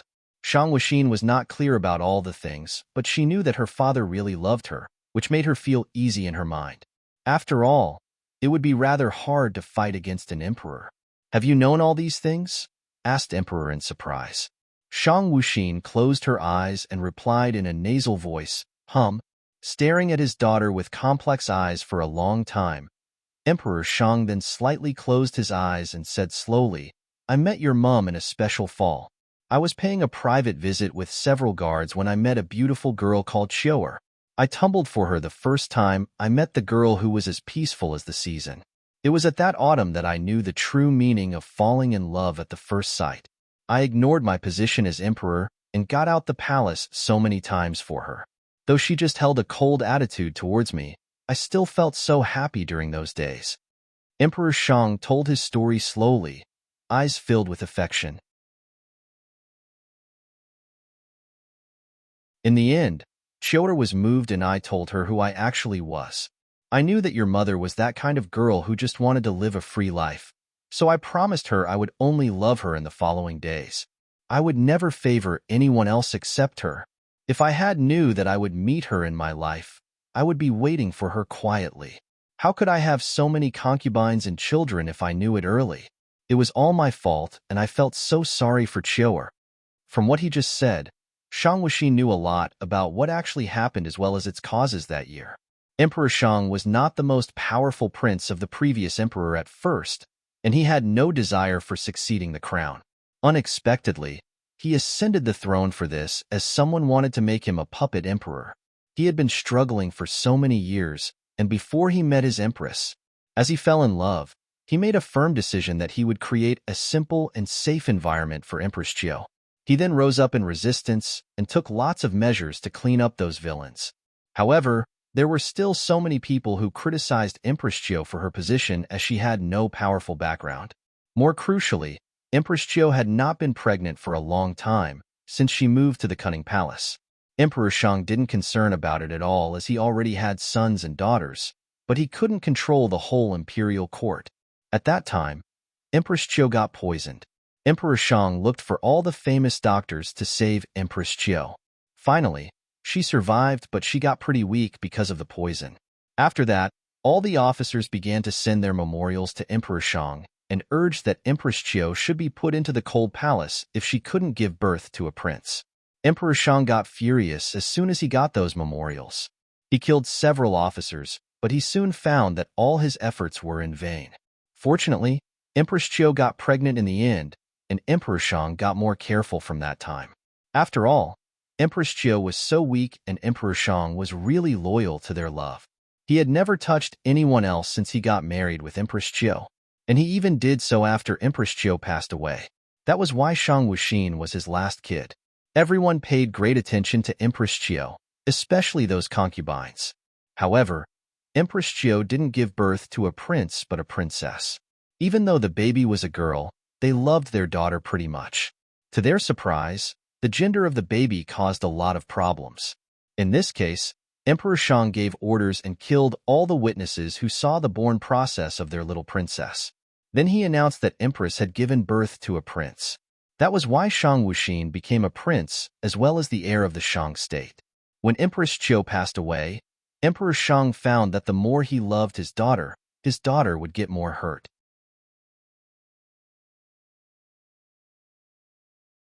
He had lost the woman he loved most, and he couldn't bear the pain if his daughter died too. So Emperor Shang drew himself away from his daughter and sent her to Crown Prince Mansion. He knew that Chief Hai was loyal to him, so he ordered him to look after his daughter. Gradually, his daughter grew up. Emperor Shang found that his daughter was not only weak physically but also weak in character. Emperor Shang really regretted and felt pity as his daughter's offspring did not live up to his expectations. He tried his best to find a solution for his daughter and worried about how his daughter could survive after he died. He had never thought that his daughter could inherit the throne one day. It was not because of her gender but her ability. There was no doubt that an emperor should be capable of his position if he wanted to manage the state well. However, Emperor Shang gradually changed his idea after his daughter got back from the forest. He then realized that his daughter might have hidden her ability for a long time, which made him feel painful but proud. He kept silent, wanting to figure out the true ability of his daughter. If it was not good enough, he would arrange all the things and let her live a peaceful life in the future. Soon after that, the event of Fengzhou City brought great hope to Emperor Shang. He then totally realized that his daughter was so intelligent and excellent in managing a state, which encouraged him to put his daughter into power, despite of the fact that she was just a girl. I didn't protect your mother well, so I just want to spare no efforts to protect you. Emperor Shang approached the soft bed and gazed at his daughter, who was still closing her eyes. He stretched out his hand and touched her face, saying, "My daughter, I promise I will protect you well." Emperor Shang had got a bit tired as he had told so much, and his daughter, his little princess, was still lying still there. If he hadn't been sure that she was still awake, he would feel like he was just talking to the air for such a long time. Emperor Shang petted his daughter's hand, which was folded on her belly. He could obviously felt the stiffness and rejection of his daughter, which made Emperor Shang feel so complex in his heart. He knew that he really owed so much to his daughter. He didn't look after his daughter well, as she was supposed to enjoy her simple life, rather than take a man's responsibility as a girl. It was all his fault. Exiner, I knew you were able to do whatever you want. I will never interrupt you if you really want to do something. With those words, Emperor Shang got up on his feet, turned around, and was about to leave. He would not allow his daughter do anything she wanted if she was not capable enough. And now he knew that he could set his mind at ease, as his daughter was so brilliant. "What if I want to kill my brothers and sisters?" asked Shang Wuxin in a strange tone. A smile curved the corners of her lips. Shang Wuxin didn't repel her father so much, but she was clear that those princes and princesses were his natural children. He might show no affection to his concubines, but it didn't mean that he didn't care about his own kids. Shang Wuxin admitted that Emperor Shang loved her and her mother deeply. But was it so deep that he could allow her to take some cruel measures?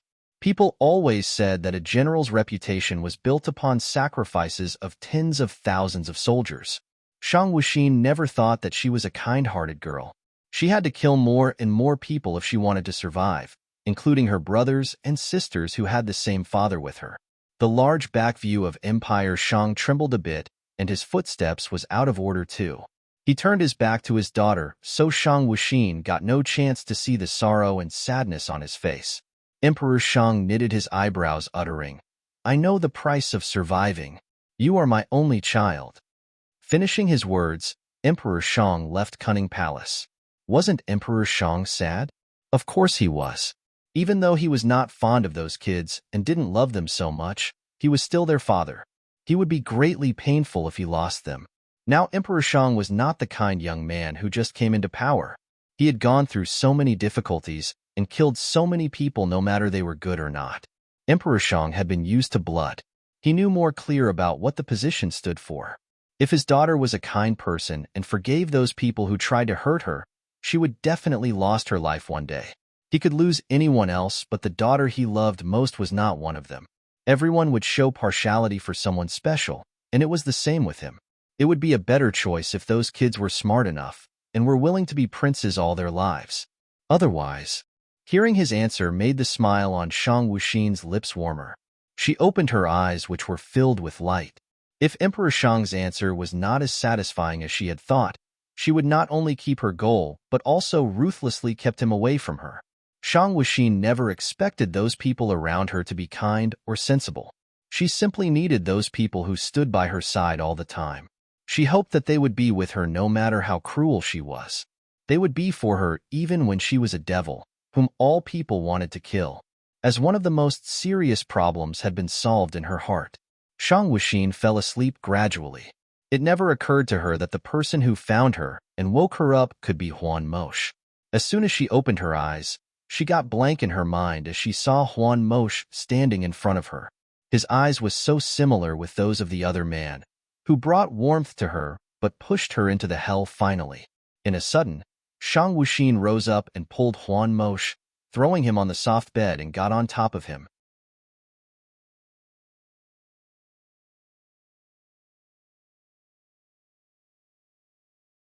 On the royal bed, which was covered with white brocade, a handsome young man was pinned down by another young man in white who looked pretty cold. They were too close to each other, as if they were doing something special. Huan Mosh knew nothing about what to do next after being pushed down by Shang Wuxin. He had something important to do these days, so he got no chance to meet Shang Wuxin. He missed her so much. He heard that Crown Prince directly got into the palace as soon as he arrived, but he just couldn't find her. He then inquired about where would she be and got into the forbidden area of the palace, Cunning Palace. Thinking of the fact that Shang Wuxin's birth mother was Empress Qiu, Huan Mosh secretly stepped into the Cunning Palace. As soon as he got the side palace, he found Shang Wuxin was sleeping on the soft bed as a cat. Huan Mosh couldn't deny that Shang Wuxin was really a powerful person, but she looked so small and thin lying on the bed. It was really a good day, but Huan Mosh was still afraid that Shang Wuxin would got cold resting here. Then he tried waking her up instead of picking her up to let her sleep on the big bed, as he knew it was impossible. However, when he approached the crown prince, he was suddenly pinned down by her. Huan Mosh fixed his eyes on Shang Wuxin nervously. He couldn't help his body getting stiff as he looked into her eyes.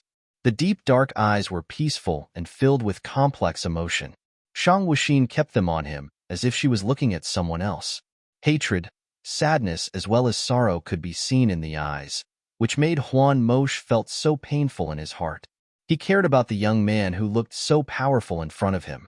Huan Mosh knew that Shang Wuxin was looking someone else through him. At that moment, Huan Mosh extremely hated the man. How could he hurt her like this? How could he make her so sad? Huan Mosh really wanted to kill that person as long as he could get a chance. Shang Wuxin petted the attractive eyes of Huan Mosh with her cold hands. It was too hard for Huan Mosh to figure out what she was really thinking about. While Huan Mosh was still lost in the great pain, Shang Wuxin instantly pushed him out of the soft bed. Huan Mosh directly fell down the ground, as he was not prepared at all. The surface of the ground was so cold that he immediately raised his head to see the crown prince, who was still lowering her head. Crown Prince. Great concern could be sensed in his voice. He looked at Shang Wuxin, who was sat there still. Though he couldn't see the expression on her face clearly, he could still feel the darkness around him. And the darkness divided them into two totally different worlds. Shang Wuxin suppressed the blood which was going to spout out, shouting at Huan Mosh, "Get out of here!" Huan Mosh still wanted to say something else, but as he found the eyes were full of murderous atmosphere, he then lowered his eyes and got out of the side palace step by step. He was not afraid that Shang Wuxin would kill him. Instead, he had felt that her condition was not normal, and her breath would get worse if he stayed there. Huan Mosh got out of the side palace, but he didn't leave Cunning Palace. He stood in the doorway and looked up to the clear and blue sky, feeling a bit hopeless in his heart. He had never made it clear why Shang Wuxin would be a bit aggressive to him sometimes, but now he seemed to have got the idea. He could feel that Shang Wuxin was not hostile to him. Actually, she was just hostile to a man who looked like him. Huan Mosh stretched out his hand and touched his beautiful eyes. Every time Shang Wuxin looked at the eyes, she would got a bit fidgety. The man who owned the same eyes with him was so lucky that he could attract the crown prince's attention. But from the sad expression on Shang Wuxin's face, Huan Mosh knew that the man must have hurt her. Otherwise, she would not behave so abnormally only because she saw a pair of familiar eyes. On the soft bed of the side palace lied a person. She unconsciously huddled herself up as a baby in a cradle. Shang Wuxin used her power to suppress the poison in her body. Glint could be seen in her eyes. She was sure that she suppressed the poison pretty well. It would attack one day, but the symptoms shouldn't appear so early. What made her be like this now? Was it because... Shang Wuxin touched the jade pendant with her hand, a cold smile appearing in the corner of her mouth. Shang Wuxin then used her inner power to set her body well. Then she stood up and was intended to leave. After all, it was her duty to attend the banquet as the crown prince of Shang's state. And the conversation made her feel more relaxed and be more determined to get what she should get. As soon as Shang Wuxin got out of the side palace, she saw Huan Mosh stand there still staring at the sky. Hearing the sound, he suddenly turned around and caught sight of his crown prince who just walked out. Noticing that Shang Wuxin's face looked much better, Huan Mosh got more relaxed in his heart. Shang Wuxin didn't expect that Huan Mosh could be waiting here for so long. She knew that she lost her temper in front of him just now. What was worse, she even wanted to kill him at the moment.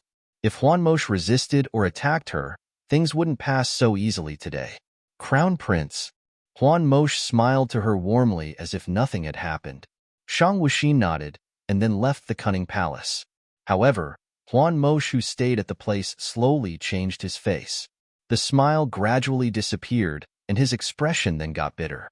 He averted his eyes to the side palace. Thinking of what happened just now made him feel bitter.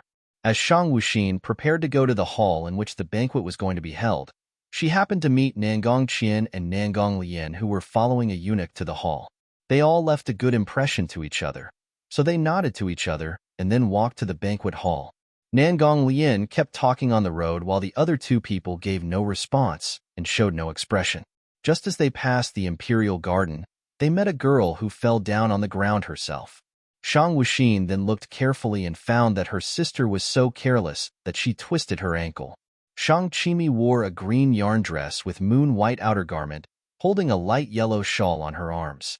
Even though she had fell down, she still smiled sweetly to them and kept polite all the time. She seemed to be a graceful woman, and if some other men saw her, he must be pretty satisfied. "Crown Prince, my ankle was twisted. Could you come here to help me?" Shang Qimi slightly squatted with her sexy clavicle uncovered. She looked at Shang Wuxin, while paying her main attention to Nangong Qian. Seeing the secret smile under the veil of Shang Qimi, Nangong Lian cast a meaningful eyesight to Shang Wuxin. She had been at his brother's side for many years and witnessed numberless girls who wanted to fall into her brother's arms. Unfortunately, none of them succeed. She didn't deny that Shang Qimi was a good-looking girl, but she was still sure that her brother would throw her into the lake in the Empire Garden if she dared to get close to him. Shang Wuxin took one look at Shang Qimi and then said, "Sorry, sister. I'm so weak myself. How could I be able to pick you up?" Hearing her words, Nangong Lian couldn't help but burst into laughter as Shang Wuxin was just hinting that Shang Qimi was too fat. Shang Qimi didn't really want to let Shang Wuxin hold her up, but she still got mad as Crown Prince was so cold. She then turned her eyes to Nangong Qian and said in a sad voice, "Could you help me? My ankle was twisted." Of course, Shang Qimi knew who was the strong and handsome man was, as Prince Qian of Nangong State was so famous. He had never seen the man but heard many legends about him.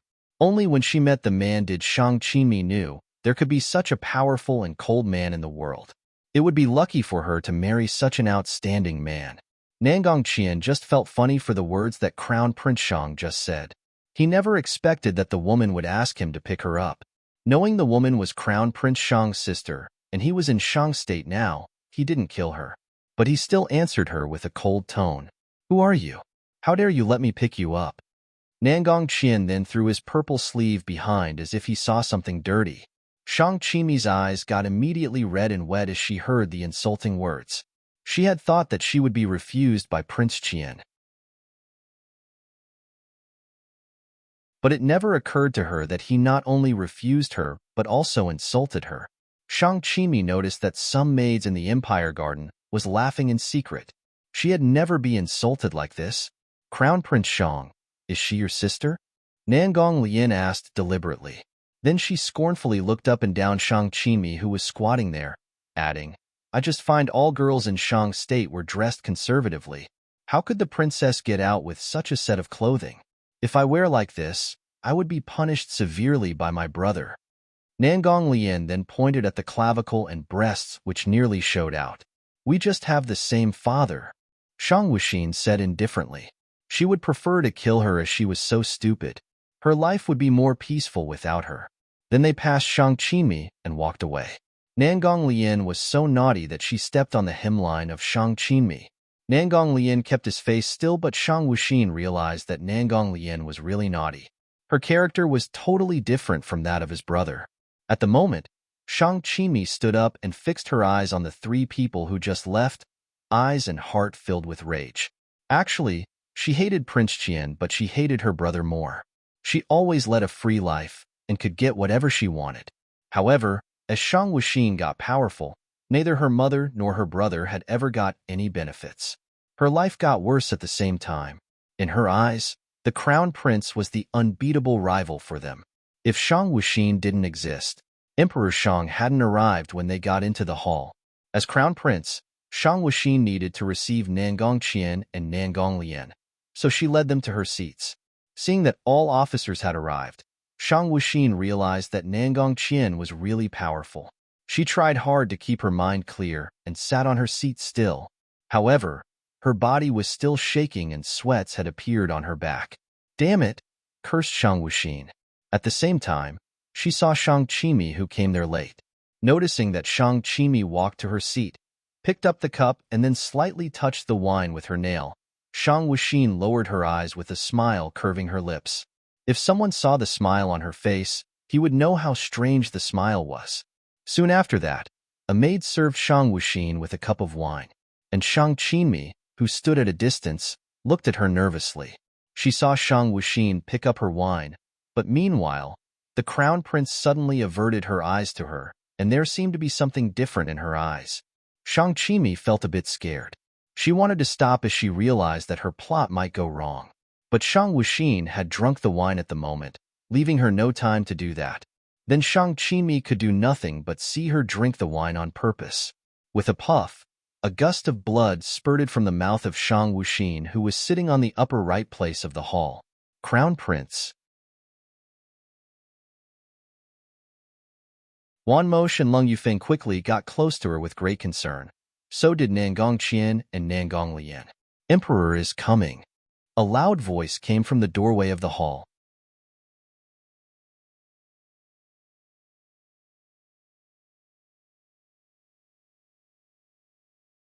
Exiner. Emperor Shang saw his daughter, who was lively as a tiger in the afternoon, leaning on General Lung's chest with the corner of her lips bleeding as soon as he walked into the palace. Emperor Shang came close to Crown Prince quickly.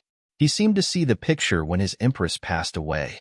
At this time, Emperor Shang felt that his alienation from his daughter for years, which he thought could be good for her, would be useless if something bad really happened to her. "Where is the imperial physician?" Emperor Shang shouted to all the officers at court. Crown Prince. Lung Yufeng had ever dreamed that he could hug Crown Prince like this someday, but he had never expected it could happen under such circumstances. The freezing temperature of Crown Prince in his arms hurt his heart. He didn't find that his hands holding Crown Prince were shaking ceaselessly. Huan Mosh stood beside Lung Yufeng and looked at Crown Prince, with his amorous eyes full of fears and an eclipse. He kept beating himself up. Why? Why did he let Crown Prince get hurt in front of his eyes? Nangong Qian stood there and looked at the young boy, who was standing by his side with harsh words and grim laugh just now, but now it seemed that he was lying there without breathing. Nangong Qian felt uncomfortable, which was the feeling that he had never had before. He just didn't like to see such a Prince Shang. The imperial physician trotted to the audience hall with his medical kit. Lung Yufeng pulled the imperial physician aside immediately and said eagerly, "Be quick." He could feel that the temperature of the Crown Prince in his arms was lower and lower, being so afraid that Crown Prince would die accidentally due to his carelessness. The imperial physician took Crown Prince's pulse in the sight of many big shots. However, the longer the time went on, the more the cold sweat broke out on his head. Emperor Shang was the first one who couldn't wait any longer. He pulled up the imperial physician and said with his voice full of care to his daughter, "Tell me, is there anything wrong with Crown Prince? If any, I will have all of you buried with him." He was not kidding. If something really happened to his daughter, he couldn't support any longer, let alone the imperial hospital. All the officers at court had their face changed after hearing Emperor Shang's words. Now they realized how much Emperor Shang treasured Crown Prince, and several princes of Shang state turned pale privately. They ever thought that their father didn't like Crown Prince. Now they knew they had been wrong. Beyond their expectation, Crown Prince was the favorite son of their father. They couldn't let Crown Prince live any longer. "Your Majesty." The imperial physician was so frightened that he knocked over the medicine kit at hand. "Crown Prince is poisoned. I am not able to save him." Even though he was really scared and willing to treat Crown Prince, he couldn't make it with his medical skill. So did the others in the imperial hospital, as he was the best among them. Emperor Shang looked at his daughter lying there with his red eyes. At this moment, Nangong Qian tried to come to pick up Prince Shang, but stopped by Huan Mosh. He looked at Nangong Qian warily and wondered what this guy wanted to do. Nangong Qian just wanted to take Prince Shang to Nangong State to see the doctor. After all, there were a lot of doctors with good skill in Nangong State. However, He suddenly woke up when he was stopped by Huan Mosh. What was he doing just now? Why did he care about other people except his sister? Was that because he was the one who had saved his sister? Yes, he still owed Prince Shang a debt of gratitude, so Prince Shang couldn't die. Let's look for a highly skilled doctor. Huan Mosh became calm firstly. He thought of Yeija, the highly skilled doctor who gave Crown Prince a carriage, even though he was strongly dissatisfied with Yeija's action at that moment. Now he had to be glad that Crown Prince was familiar with this highly skilled doctor. Look for Yeija. It was the first shouting of the gentleman Huan Mosh. Yeija always appeared and disappeared mysteriously, but he was able to bring the dying back to life. However, his temper was too wired to save lives easily. Many dignitaries were dying in front of him, and he chose to do nothing, while he had never failed as long as he did. Everybody knew that only the highly skilled Dr. Yeija could save Crown Prince at this point. But where was this highly skilled doctor? Many people even had never seen this mysterious doctor, let alone looking for him. Nangong Lian looked at Prince Shang lying there with worries filled in her heart. She also knew Yeija. Her brother had looked for help from him for the scar on her face but failed. Would he do Crown Prince a favor now? Find him. Lung Yufeng picked Crown Prince up and tried to run out, leaving only the two words, "Find him."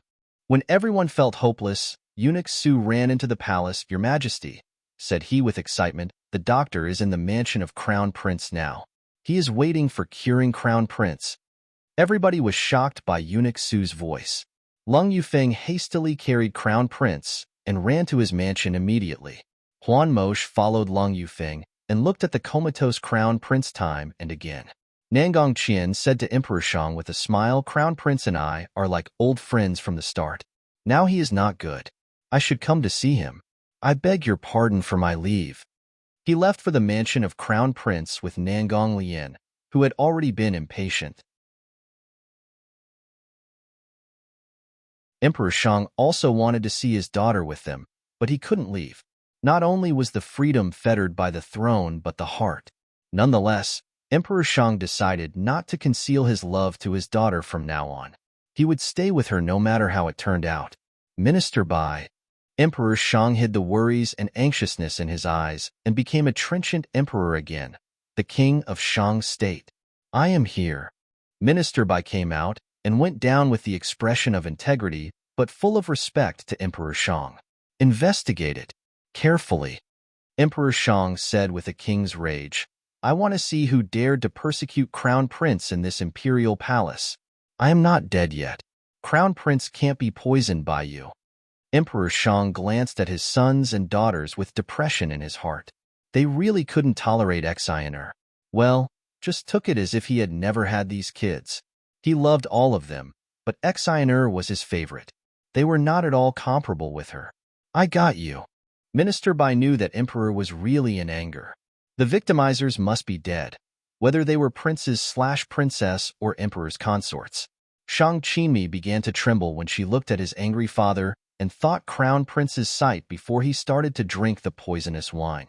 Consort Xine saw her pale and scared daughter, who was about to fall down. She thoughtfully supported her mirror. "What's wrong with you? Don't scare Mom." Consort Xine was laughed at by every consorts in the imperial palace. The amputated finger made her shamed. She must have killed Crown Prince if her son hadn't asked her to be tolerant. "No, please don't say anything about it, Mom. I am okay," Shang Qinmi said with her head lower. Different from the flurry in the imperial palace, the people outside were extremely aghast. Lung Yufeng carried Crown Prince and ran to the mansion of Crown Prince desperately. Huan Mosh, Nangong Qian, and Nangong Lian followed them. When Lung Yufeng felt he should run faster and faster, his hand was touched by another cold hand. He thought he was hallucinated, but when he lowered his head, he saw Crown Prince opening his eyes. "Crown Prince!" Lung Yufeng exclaimed excitedly and stopped his rapid steps. He tightened his arms unceasingly, but he was frightened to hurt Crown Prince. He was looking at Crown Prince as an innocent boy. The others behind quickly stepped forward to them after hearing Lung Yufeng's voice. They saw Prince Shang open his eyes. He was still very weak, but his eyes were extremely cold. You are holding me too tight. Shang Wuxin patted Lung Yufeng's arms again. Was she poisoned? Yes, she was poisoned, but not by Shang Qinmi. It was the original poison from her body. She knew that she couldn't bear it, so she incidentally pretended to be poisoned by Shang Qinmi. By the way, she wanted to show his father how his children treated her, which could cut off the thin family affection in his heart. Therefore, she could get double benefits from it. Lung Yufeng realized he was so nervous that he held Crown Prince too tight and let him uncomfortable. He slightly adjusted his arms immediately. This was the first time he had picked up others, but he was very gentle, which made Shang Wuxin feel much better. Are you okay, Prince Shang? Nangong Qian asked angrily. After all, this was the first time he had cared about another person so much, but he was cheated by him, which was the thing he hated most.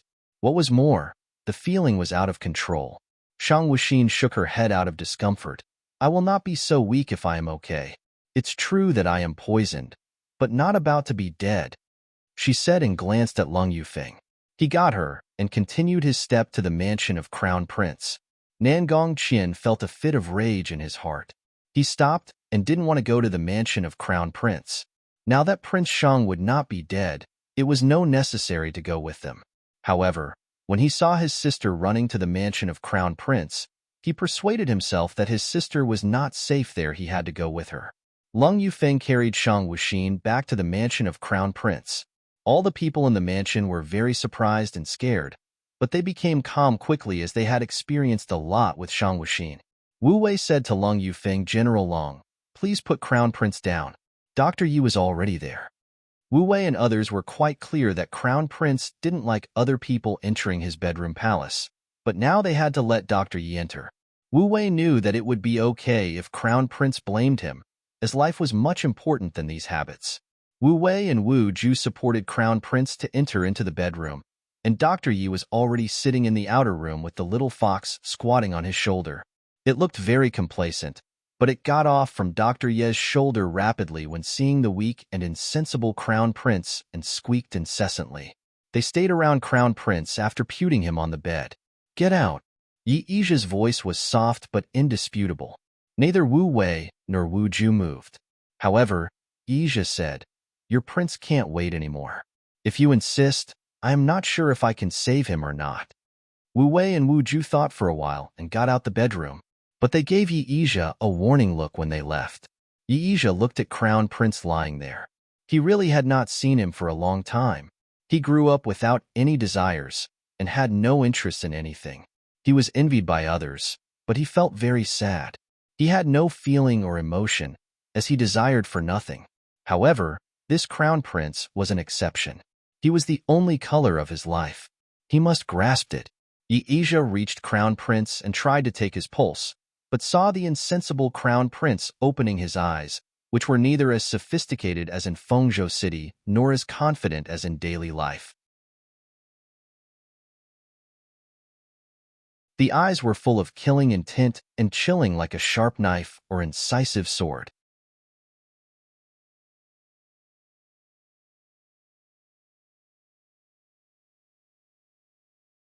What a good idea, my great physician.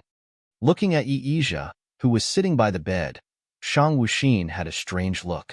Even it was the second time that Shang Wuxin had met the great physician, she had to admit that both his appearance and his temperament was outstanding. The man, looking like an immortal who was exiled here, wore a white long robe with tight sleeves of silver piping, which was elegant but not plain, beautiful but not grandiose. And around his waist, he wore a jade green and pale gray silk belt with an old and simple white jade pendant hanging on it. Thread outlined clouds of varied shapes on his garment. His black hair tied in the white jade crown fell on his shoulders like silk. The moonlight penetrated the lantern hanging outside the chamber and covered him with silver light, which made the man who was sitting beside the bed at the moment look like an otherworldly supernatural being. Yi withdrew his hands, a gleam of praise flashing across his eyes, and explained, I bear no malice against you. Noticing that the Crown Prince still looked upset, he repeated, I really have no vicious intention. He never gave any explanations to others, so, He didn't know what needed to be explicated. The little fox stared at the weak crown prince and wanted to climb into the bed. But as it jumped up on the bed, it was thrown to the floor by the wind coming from the palm of Shang Wuxin. If this little fox were not sharp, it would have lost its life. Then it looked sadly at the crown prince lying there, kept squeaking, dared not move forward but could only lie on the ground and stared at the crown prince with its big eyes full of sorrow, and it reached out its claws to cover its face from time to time. You can no longer use your internal forces. It would make the toxin in your body break out faster. Yizha worried. He was surprised when he saw that the crown prince used internal forces to attack the little fox, and he failed to stop that. The little fox is only a beast, and it doesn't know anything. It was me who did all of this. Oh. Although Shang Wuxin lay on the bed, rather weakly, his eyes were fierce. My great physician, you are really good at scheming and calculating. You know that I would certainly not perceive the poison you put on this beast. And then you could save me after I got hurt. I wonder what you want from me. At the beginning, Shang Wuxin didn't know why she would suffer the toxic attack so early. Then she considered for a while and found that she didn't touch anything strange except this fox. She smelled the taste of herbs that day, but she thought it was because the fox had been staying with Yizha for a long time, hence it got the smell. She didn't realize that the smell of herbs aimed at her. The little fox, looking at the crown prince lying on the bed, kept squeaking and wanted to explain something, but Shang Wuxin didn't understand its bestial language and said to it, "If you continued to make noise, I would kill you and use your flesh to cook dinner." As expected, the little fox was frightened, ran to Yizha and lay at his feet, daring make no noise. It was me who put the medicine on the little fox, and it was the medicine that provoked the toxic attack in your body. But the medicine cannot harm you. Even my crown prince suppresses the toxin temporarily. You can't bear the consequences it would bring when it breaks out finally. So, I decided to help you to release the toxin first, and I'll give you medical treatment. As for these means I used, I feel very sorry. Yizha did want to get something from the crown prince. He wanted to get the crown prince's attention and the opportunities to approach the crown prince. Everyone who had ever met Yizha would think he was like an immortal desiring for nothing, and his identity as great physician made him more ethereal. But on the other hand, he was a businessman, more precisely, a very rich businessman. So, like other businessmen, he was also shrewd and unscrupulous. The mix of these two incompatible characteristics made Yizha more horrible than other people. If he were not interested in the things he met, he would be the indifferent great physician, while he would be stubborn if he met something or someone that he didn't want to let go. That's why even Yizha, just like the crown prince for the moment, he still took some measures to send him to the crown prince. It couldn't be imagined what he would do if his feeling for the crown prince turned into love. Shang Wuxin didn't expect that what Yizha did for her was out of kindness. Shang Wuxin believed that the reason he did all of this was because he wanted to get something from her. However, hearing that the situation was not like what she expected, Shang Wuxin didn't feel moved but doubted it. She suspected the truth of Yizha's words and his purposes. How could Shang Wuxin realize what the man did was really for her sake? "My great physician, do you mean that you can cure me?" Shang Wuxin asked. "If you could heal me, I would reward you." Although Shang Wuxin suspected Yizha, she couldn't deny his medical skills. If she really wanted to detoxify her body, she would need Yizha's help. Yizha's indifferent eyes became a little uneasy. "I can only eliminate a part of toxin in your body tentatively, but cannot detoxify your body. Sorry." People called him his great physician, and his medical skills were matchless in the world. But he knew that he was a doctor but not a god, and there were a lot of patients that he couldn't save. Of course, he had never considered to heal them. But Yizha felt a bit sad that night, because he didn't have any methods to cure the person who he wanted to heal the most.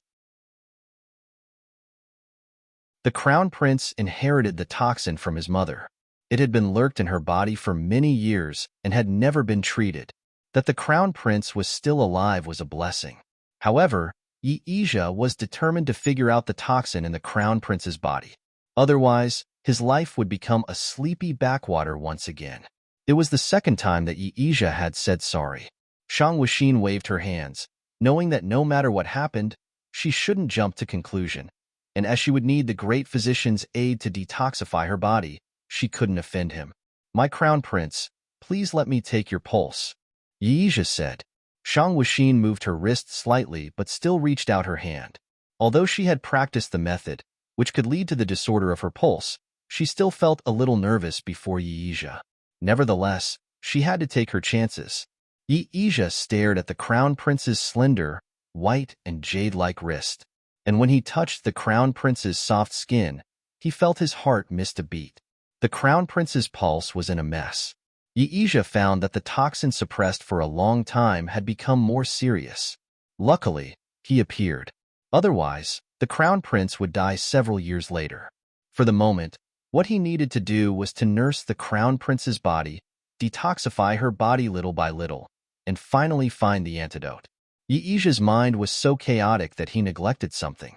More importantly, the cool breath the crown prince had and the determined measures she usually took, all would make people overlook her physical features easily. If Yeija didn't like the crown prince, he would have perceived something wrong.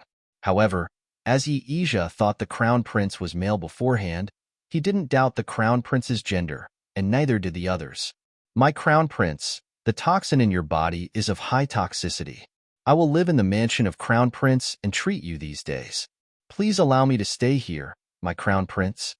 After saying that, Yeija went out and prepared to boil herbs for the crown prince.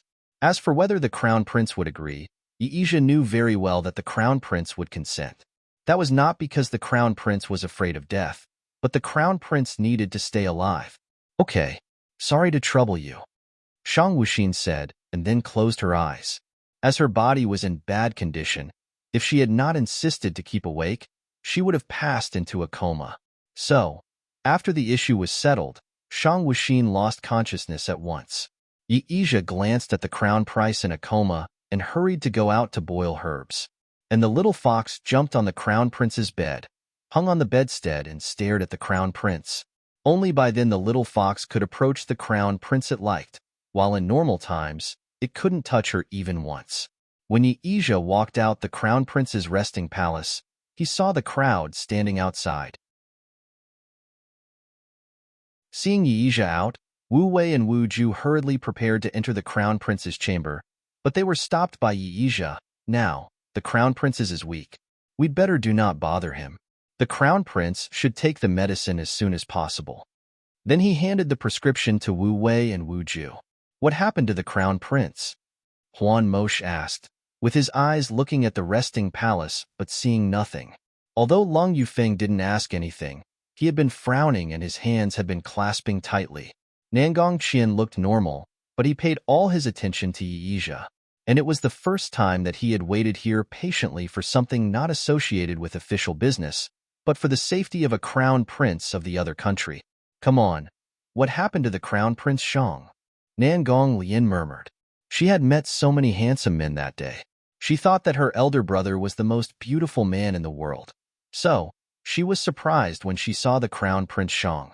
Later, she met the good-looking General Long. And that day, she even met another two attractive men. Nangong Lian wondered if all the men around the crown prince Shang were so handsome. These guys formed a huge test for her endurance. Yeija noticed that there are so many people being worried about the crown prince, and most of them were male. And then thinking of the crowd who cared about the crown prince, especially the men who were so famous that he even heard something about them, Yeija felt a little bit frustrated. There is nothing serious for the moment, but the crown prince need to be nursed carefully. Yeija replied. Eunuch Hai wiped tears from his eyes and hurried to do other things. Although the crown prince was ill, the mansion of crown prince couldn't slide into chaos. As he was the chief of the whole mansion, he surely couldn't relax. When Wu Wei held the bowl of medicine and prepared to enter the crown prince's chamber, Yeija took it and went into the chamber. And Nangong Qian left with his younger sister after he had known that the crown prince was fine. Although Huan Mosh and Lung Yufeng wanted to stay here, they needed to investigate the causes why the crown prince had been poisoned. So, they also left the mansion of crown prince, and they set their mind to find the poisoner and let him die like a dog. Yeija went into the crown prince's chamber. Then he saw the crown prince being in a coma, with his eyes closing tightly. He saw that the Crown Prince's pale face was only as big as his palm, partially covered by the long black hair spreading out like ink diffusing in water, which made it more pointed and smaller. The Crown Prince lay huddled up in bed and looked petite, looking like the cunning and smart little fox, which had the same appearance when it let its guard down and fell asleep. The Crown Prince's look made Yeeja have the impulse to protect and take care of him. Maybe the Crown Prince felt someone coming into her chamber. She frowned and was about to wake up. Seeing that, Yeeja hurriedly walked over and hit her sleeping acupoint. The Crown Prince went to sleep again. The little fox, which was hanging on the bedstead, was angry with Yeeja and afraid that he would hurt the Crown Prince. She is tired. She needs to rest, Yeeja said softly. As expected, the little fox soon quieted down. Yeeja picked up the little fox and put it on the floor, knowing that the Crown Prince didn't like it, and if the Crown Prince knew the little fox was on the bed, she would get angry. Yeeja held the bowl of medicine and looked at the Crown Prince in coma. Then he paused for a moment, wondering how to let the Crown Prince drink the medicine. After thinking for a long while until the medicine got cold, Yeeja took a deep breath.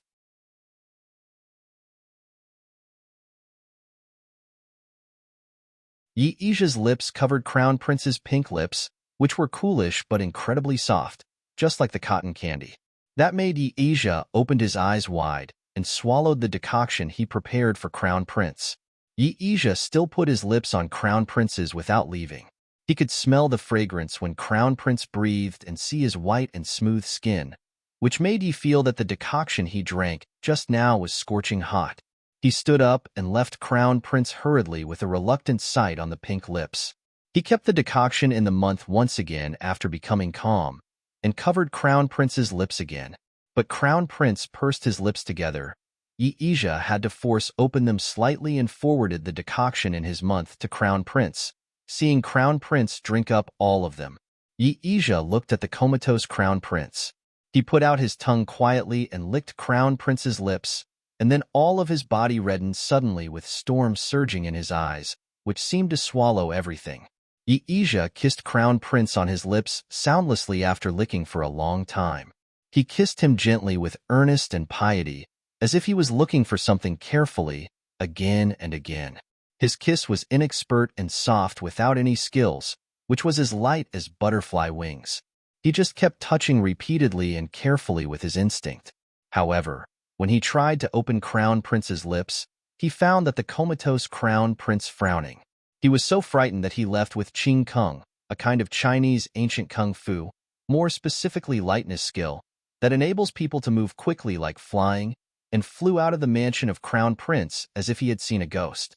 Yeeja didn't find that he had flew far away from the mansion of Crown Prince until he stopped on the roof in a quiet area. Even though it was so far away, his heart kept beating, as if it would jump out from his chest.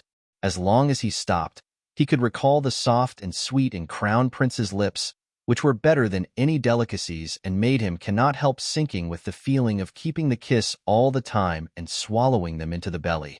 After standing there for a long time, Yeeja calmed down his mood, which had never been so excited for years. He turned round to fly to the mansion of Crown Prince. Now that he liked him so much, he could stay with him all the time. He couldn't care less about the faggotry, and no one could stop him. When Yeeja returned to the mansion of Crown Prince, it was already dawn. He was going to see Crown Prince when he heard that Crown Prince hadn't woken up. But he was a little embarrassed for what he did last night, so he went to the courtyard chief Hai arranged for him. It was late morning when Shang Wuxin woke up. Perhaps because part of the poison had been detoxified, she felt she was still weak but much more comfortable, with more and more energy coming back slowly. She sat up and saw the little fox lying under her bed. She squinted her eyes but didn't drive it away. Wu Wei and Wu Ju came in when Shang Wuxin got dressed and sat at the mirror. She was a little confused by looking at her lips in the mirror, which were always pale before, but they seemed to be redder today with the feeling of numbness. She didn't think more, and thought it was the effort of the treatment of Yeeja. She didn't know she was taken physical advantage when she was in a coma. Crown Prince, how do you feel? Wu Wei asked when combing hair for Crown Prince. They were frightened badly yesterday. Crown Prince was senseless after coming back. If without the stop from Chief Hai, they would have gone to find the highly skilled doctor. But they didn't know why the doctor disappeared after feeding decoction for Crown Prince and didn't get back until this morning. Shang Wuxin said pleasantly, "Not bad. Please tell Chief Hai later, in case he is worried about me." Even though she didn't see the scene, she knew that Chief Hai was scared when seeing she was poisoned yesterday. In spite of the clever means Chief Hai had, it was also very terrible when he cried. She had no interest to coax him. "Well noted," Wu Wei answered happily. Chief Hai did cry yesterday, cry with anxiety. That made them at a loss, even though they had been his subordinates for years. And his voice with screaming and shouting was really unbearable. "Well, Crown Prince, do you know that the victimizer had already been found out?" Wu Ju came to Crown Prince's side and said with indignation. She and Wu Wei didn't go to the Imperial Palace with Crown Prince yesterday. Unexpectedly, Crown Prince was hurt by those bitches, which was really annoying. Shang Wuxin didn't have any further questions with curiousness, which made Wu Ju a little frustrated. Suddenly, she seemed to think of something and asked, "Crown Prince, have you already known who the victimizer was?" Even Wu Ju put down the comb on hand and looked at Crown Prince incredulously. Looking at the servant girls who were always expressionless in daily life after trained by her were surprised rarely, Shang Wuxin said kind-heartedly, "I not only knew who the victimizer was, but also witnessed her action." Before the surprise of the two girls, they heard a wailing cry coming from outside the bedroom. "Crown Prince, why are you so capricious? If something bad happened to you, how can I live?" Shang Wuxin twitched her eyelids. She knew how bad her words were. Look, it was getting her into a trouble. Chief Hai ran into the bedroom and kept talking to Crown Prince. All his words were about caring. It looked like an elder was teaching a lesson to his kid. What was rare was that Crown Prince listened with interest instead of getting angry. Chief Hai didn't found that Crown Prince was sitting at the mirror and looking at himself until he was dry with talking. He suddenly knelt down and said, "I am overstepping. Please forgive me, Your Highness." He forgot who he was because of caring about Crown Prince too much. Thinking of his homiletic words with dissatisfaction and expectation to Crown Prince just now, Chief Hai wanted to be dead immediately. Shang Wuxin lifted up Chief Hai by herself. She felt at ease instead of boring when Chief Hai kept teaching her just now. It was lucky to have a person to care about you. What's more, Chief Hai was so heartfelt. "I am not so silly as Chief Hai said. I knew Shang Qimi poisoned, but I didn't drink it," Shang Wuxin explained. She knew if without her explanation, it would leave Chief Hai no peace when she went to the Imperial Palace for the banquet in the future. "But why you?" Chief Hai suddenly realized and asked with fear. He didn't finish his words, but Shang Wuxin knew what he meant. She also understood that he didn't want Wu Wei and Wu Ju to know it, not because of the distrust of them but giving the priority to her for everything. "It was the original poison inside my body. Shang Wuxin didn't conceal it, I just made it with this opportunity." At this moment Wu Wei and Wu Ju had realized that Crown Prince was poisoned originally. They didn't ask more. It showed that Crown Prince trusted them by letting them know something, and the best way for them was to serve him well. Mr. Huan and General Long went to the Imperial Palace to help Minister Bai with the investigation last night. They detected the victimizer was the eldest Princess Shang Qinmi in the late night. Now she was put in prison by the Emperor. He said it would be dealt with by yourself. Wu Wei told Crown Prince all the information. Shang Wuxin nodded satisfactorily. She was delighted with her father's decision. Even though Shang Qimi didn't hurt her, but this intention should be stopped as early as possible. And her father really didn't let her down. He wasn't partial to Shang Qimi, although she was also his daughter. "How about Shang Qinjiao?" Shang Wuxin asked. She forgot to ask her mindless brother these days. Now that she had got the promise of his father, it was time to settle all these so-called brothers and sisters, in case she would be upset at them. In that day, that Miss Wanwan died in the mansion of eldest prince. Everybody saw that it was Shang Qinjiao who raped her and then killed her, so the memorials of impeaching have never been stopped. Now he is under house arrest in his mansion and waiting for the sentences, while he is worse than death after losing the ability as a man. Wu Wei said with some anger. She was much better after experiencing so much things, also restrained her hatred much more. Crown Prince, the 3,000 soldiers awarded by the Emperor were trained well. They have already been merged into the bloody Shang army, Wu Ju said proudly. Shang Wuxin was not surprised. She knew those soldiers were supervised by his father, which were sent to her with the chance last time. It was her father's well-intention, and the soldiers were really good. She needed them. Crown Prince, a female voice came outside the bedroom. Shang Wuxin thought a while and knew who she was. It was the girl she saved before, but she just could stand outside due to not being allowed to enter the bedroom. What's the matter? You are too noisy. Chief Hai walked out of the bedroom and asked discontentedly. The girl looked poor and diligent, but she was not reliable after all. Chief Hai was very dissatisfied. He would have killed her if without Crown Prince's command. He knew that Crown Prince was a girl, and the honey trap didn't work for her. However, he wanted to cry after a while. Prince Qian and Princess Lian from Nangong State are coming, as well as the Imperial Edict, said the girl with her head bowed. This was a poor girl in every respect. What was more, she was beautiful with the unblemished background. Got it. Got it. Leave here. This is not the place you are allowed to come. He returned to Crown Prince's bedroom after finishing the words, while the girl in the same position left with a sad sight on the bedroom. Oh, Prince Qian is coming? Shang Wuxin took over the wet towel from Wu Ju and cleaned up her face. Then she said, now that he have been in my mansion, I should go to have a look. She received the imperial edict directly after entering the hall.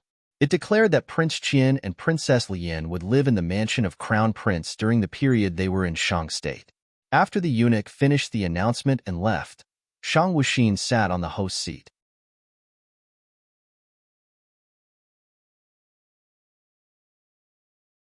Please, Prince Qian and Princess Lian, forgive me for my humble mansion.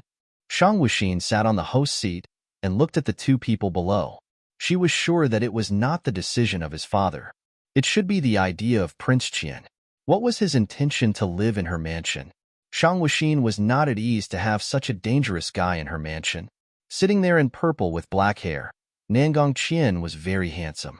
He was not in the host's seat, but he had the temperament of the master of this world.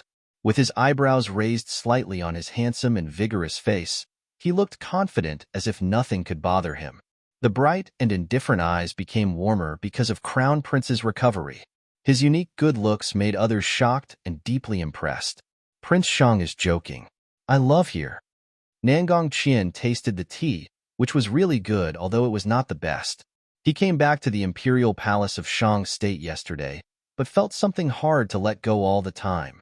After thinking for a long time, as well as the repeated chatter about Crown Prince from his sister, he came up with the suggestion to Emperor Shang that he wanted to live in the mansion of Crown Prince. Emperor Shang absolutely wouldn't reject him. Thinking that he would live here, Nangong Qian felt the life seemed to be much more interesting. Shang Wuxin moved her fingers slightly and said to Chief Hai, go and clear up the eastern courtyard for Prince Qian and Princess Lian. The eastern courtyard was not so good as the bedroom of Crown Prince, but the layout there was pretty good. Shang Wuxin's arrangement was reasonable. Before Chief Hai took action, Nangong Qian's voice arose, don't do that.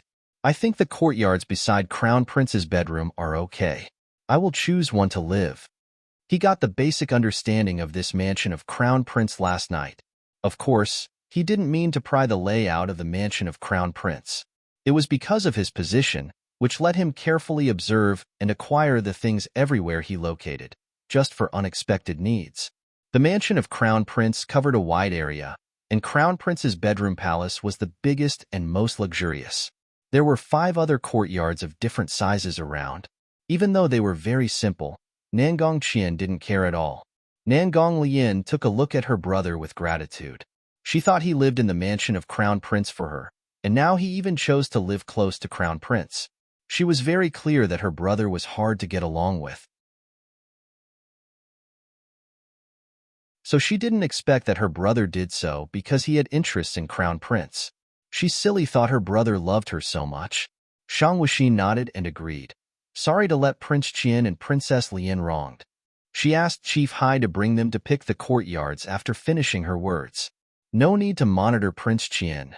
Shang Wuxin got Wu Wei's attention when looking at her. You won't make it by your means. Just need to pay more attention to his subordinates.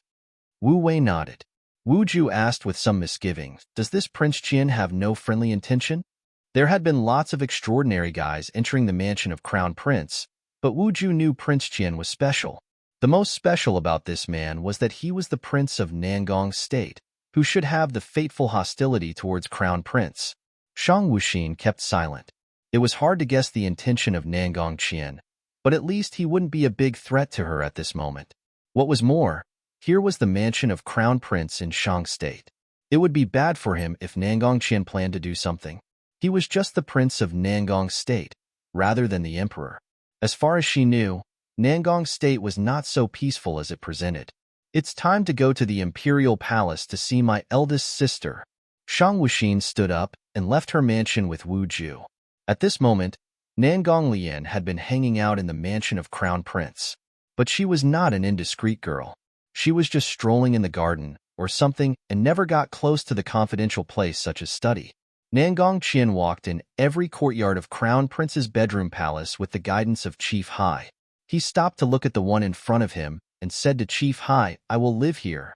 The environment is good. Chief Hai was somewhat hesitant. Nangong Qian looked at the obviously embarrassed Chief Hai and asked discontentedly, can I? He chose to live in the mansion of Crown Prince just because of his interests in Crown Prince. Now he even couldn't pick the courtyard he wanted? Nangong Qian was bound to be a bit unhappy. Chief Hai was a little uncomfortable with the suppression of the displeasant atmosphere from Prince Qian, but he still said with a smile, I am really sorry. This one was occupied by the highly skilled doctor just now. He had to nurse Crown Prince's body, so we arranged this courtyard closed to Crown Prince for him. The others are also very good. Will you follow me and have a look? Nangong Qian thought of the highly skilled doctor he saw last night. That was not the first time he saw him, and he had ever asked help from him with his sister's face but refused by him. Now not only did he save Crown Prince, he even condescended to nurse Crown Prince's body. Nangong Qian felt something to be not right. When Chief Hai didn't know how to solve it, Yi and White walked out from the courtyard. The two guys looked at each other.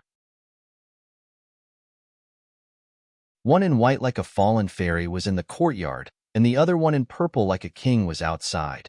Although with different temperament, they were neck and neck. Dr. Yi, Nangong Qian said firstly. After all, they couldn't keep standing here all the time. And he had no interest to look at each other with a man. Surely he would have some patience if it were Prince Shang. Yi walked out of the courtyard with white gowns, who looked nothing like the hoodlum of last night. Even the expression on his face was light. Prince Qian. Although he returned back, he was afraid to go to see Crown Prince due to what happened last night. Now Prince Qian also lived in the mansion of Crown Prince, which made him a little vigilant. After all, Prince Qian was one of the best whether in terms of his appearance, position, or his ability. Now he hadn't got the heart of Crown Prince, so he couldn't let others involve in. Therefore, much of the time not only did women have the sensitive sixth sense, so did men. That was why Yi resisted Nangong Qian so much. It's said that Prince Qian is fond of this courtyard? Yi asked with calm look but a cold hum inside his heart. This was the nearest courtyard to Crown Prince's bedroom. He was glad to choose it early, and with the pretext of treating Crown Prince wouldn't be hard on him. Will you give it to me? Nangong Qian asked. But he had no expectation in heart, as he was quite clear that Yi was not only a highly skilled doctor, but also the richest man in the continent, which was seldom known by others. That was why he didn't take any ultra action for his rejection to help his sister that year. Daydreaming. Yi hated Nangong Qian much more in his heart, but still replied, I have a quiet and beautiful house in the capital city, which is much better than this one. Prince Qian can deign to live there for a while. Will you go with me? Nangong Qian asked discontentedly. How could he not understand that the doctor tried to send him away? But why would he do so? After all, he lived in the mansion of Crown Prince without any bad intention. No, I have to nurse Crown Prince's body. Yi refused. Nangong Qian was a little doubtful. It was true that Crown Prince was poisoned. Now that he had been saved by the highly skilled doctor, why he need body conditioning? It was not right. Nangong Qian thought that Prince Shang's poisoning was not so simple. If so, I will live here, too. I can have some discussion with you when available. He walked to the other courtyard after finishing his words. Yi Aisha looked at Prince Qian's back and asked Chief Hai, "Where is Crown Prince?" He was wondering if Crown Prince had found the things he did last night or not. If he had already known it, how should he explain to him? He looked as usual, but with some misgivings in heart. Crown Prince went to the Imperial Palace. "Do you want anything?" Chief Hai asked. This highly skilled doctor was the one who saved Crown Prince, so Chief Hai was always kind to him, being so afraid that he would be angry and leave here. If so, what about Crown Prince's poisoning? Yi Aisha shook his head and entered the courtyard, which were full of herbs even though he just had lived here for a short time. He thought Crown Prince's condition and took some herbs with the prescription to have the servant to cook them for Crown Prince. At least he could relieve the poison in Crown Prince's body, and then he had to research the antidote wholeheartedly for him. At the time, Shang Wuxin in the Imperial Palace went to the prison that locked Shang Qimi directly. After all, as the princess of Shang State, Shang Qimi was not held in Dali Temple, but in one of the prisons in the Imperial Palace. Shang Wuxin came to the prison with Wu Ju unimpededly. No one dared to stop her. Now Crow Prince's momentum was not comparable by any other prince's. What was more, everybody could see Emperor Shang's care for Crown Prince from this matter, which made them dare not to offend him. Shang Wuxin didn't expect to see Long Yufeng outside the prison. He was in black brocade, with dashing eyebrows, bright eyes, straight nose, healthy tan skin, and tall stature, which showed the chill and aggressiveness of a veteran fighter. He frowned when seeing Crown Prince, and showed the stateliness with the oppression automatically. Long Yufeng frowned not for anything else, but for Crown Prince's carelessness on his body. He still looked very pale. "General Long." Shang Wuxin nodded. "Why are you here?" She had a good impression on Long Yufeng, so she talked more with him. Long Yufeng said without any concealment, "Shang Qimi was locked here. I am guarding here in case she will be grabbed by others before you come." Last night, he and Huan Mosh were looking for the victimizer in the Imperial Palace without rest, and they quickly found that it was Shang Qimi, due to their cooperation. Although Shang Qimi had been put in the prison, there were so many dirty things in the Imperial Palace, so he asked Emperor's permission to watch here. He thought Crown Prince would come a few days later. Unexpectedly, he came today. Shang Wuxin was very satisfied with what Long Yufeng did. She said to him, "General Long, let's go together to have a look." They entered the prison after finishing the talking. You're tuning in to the Romance Rendezvous YouTube channel. We're so grateful for your support, and don't forget to subscribe to join us on this incredible journey through captivating stories. Your generosity through donations truly makes a world of difference, as it's the primary source of revenue that allows me to expand and enhance this channel for you. Thank you from the bottom of my heart for being a part of this adventure.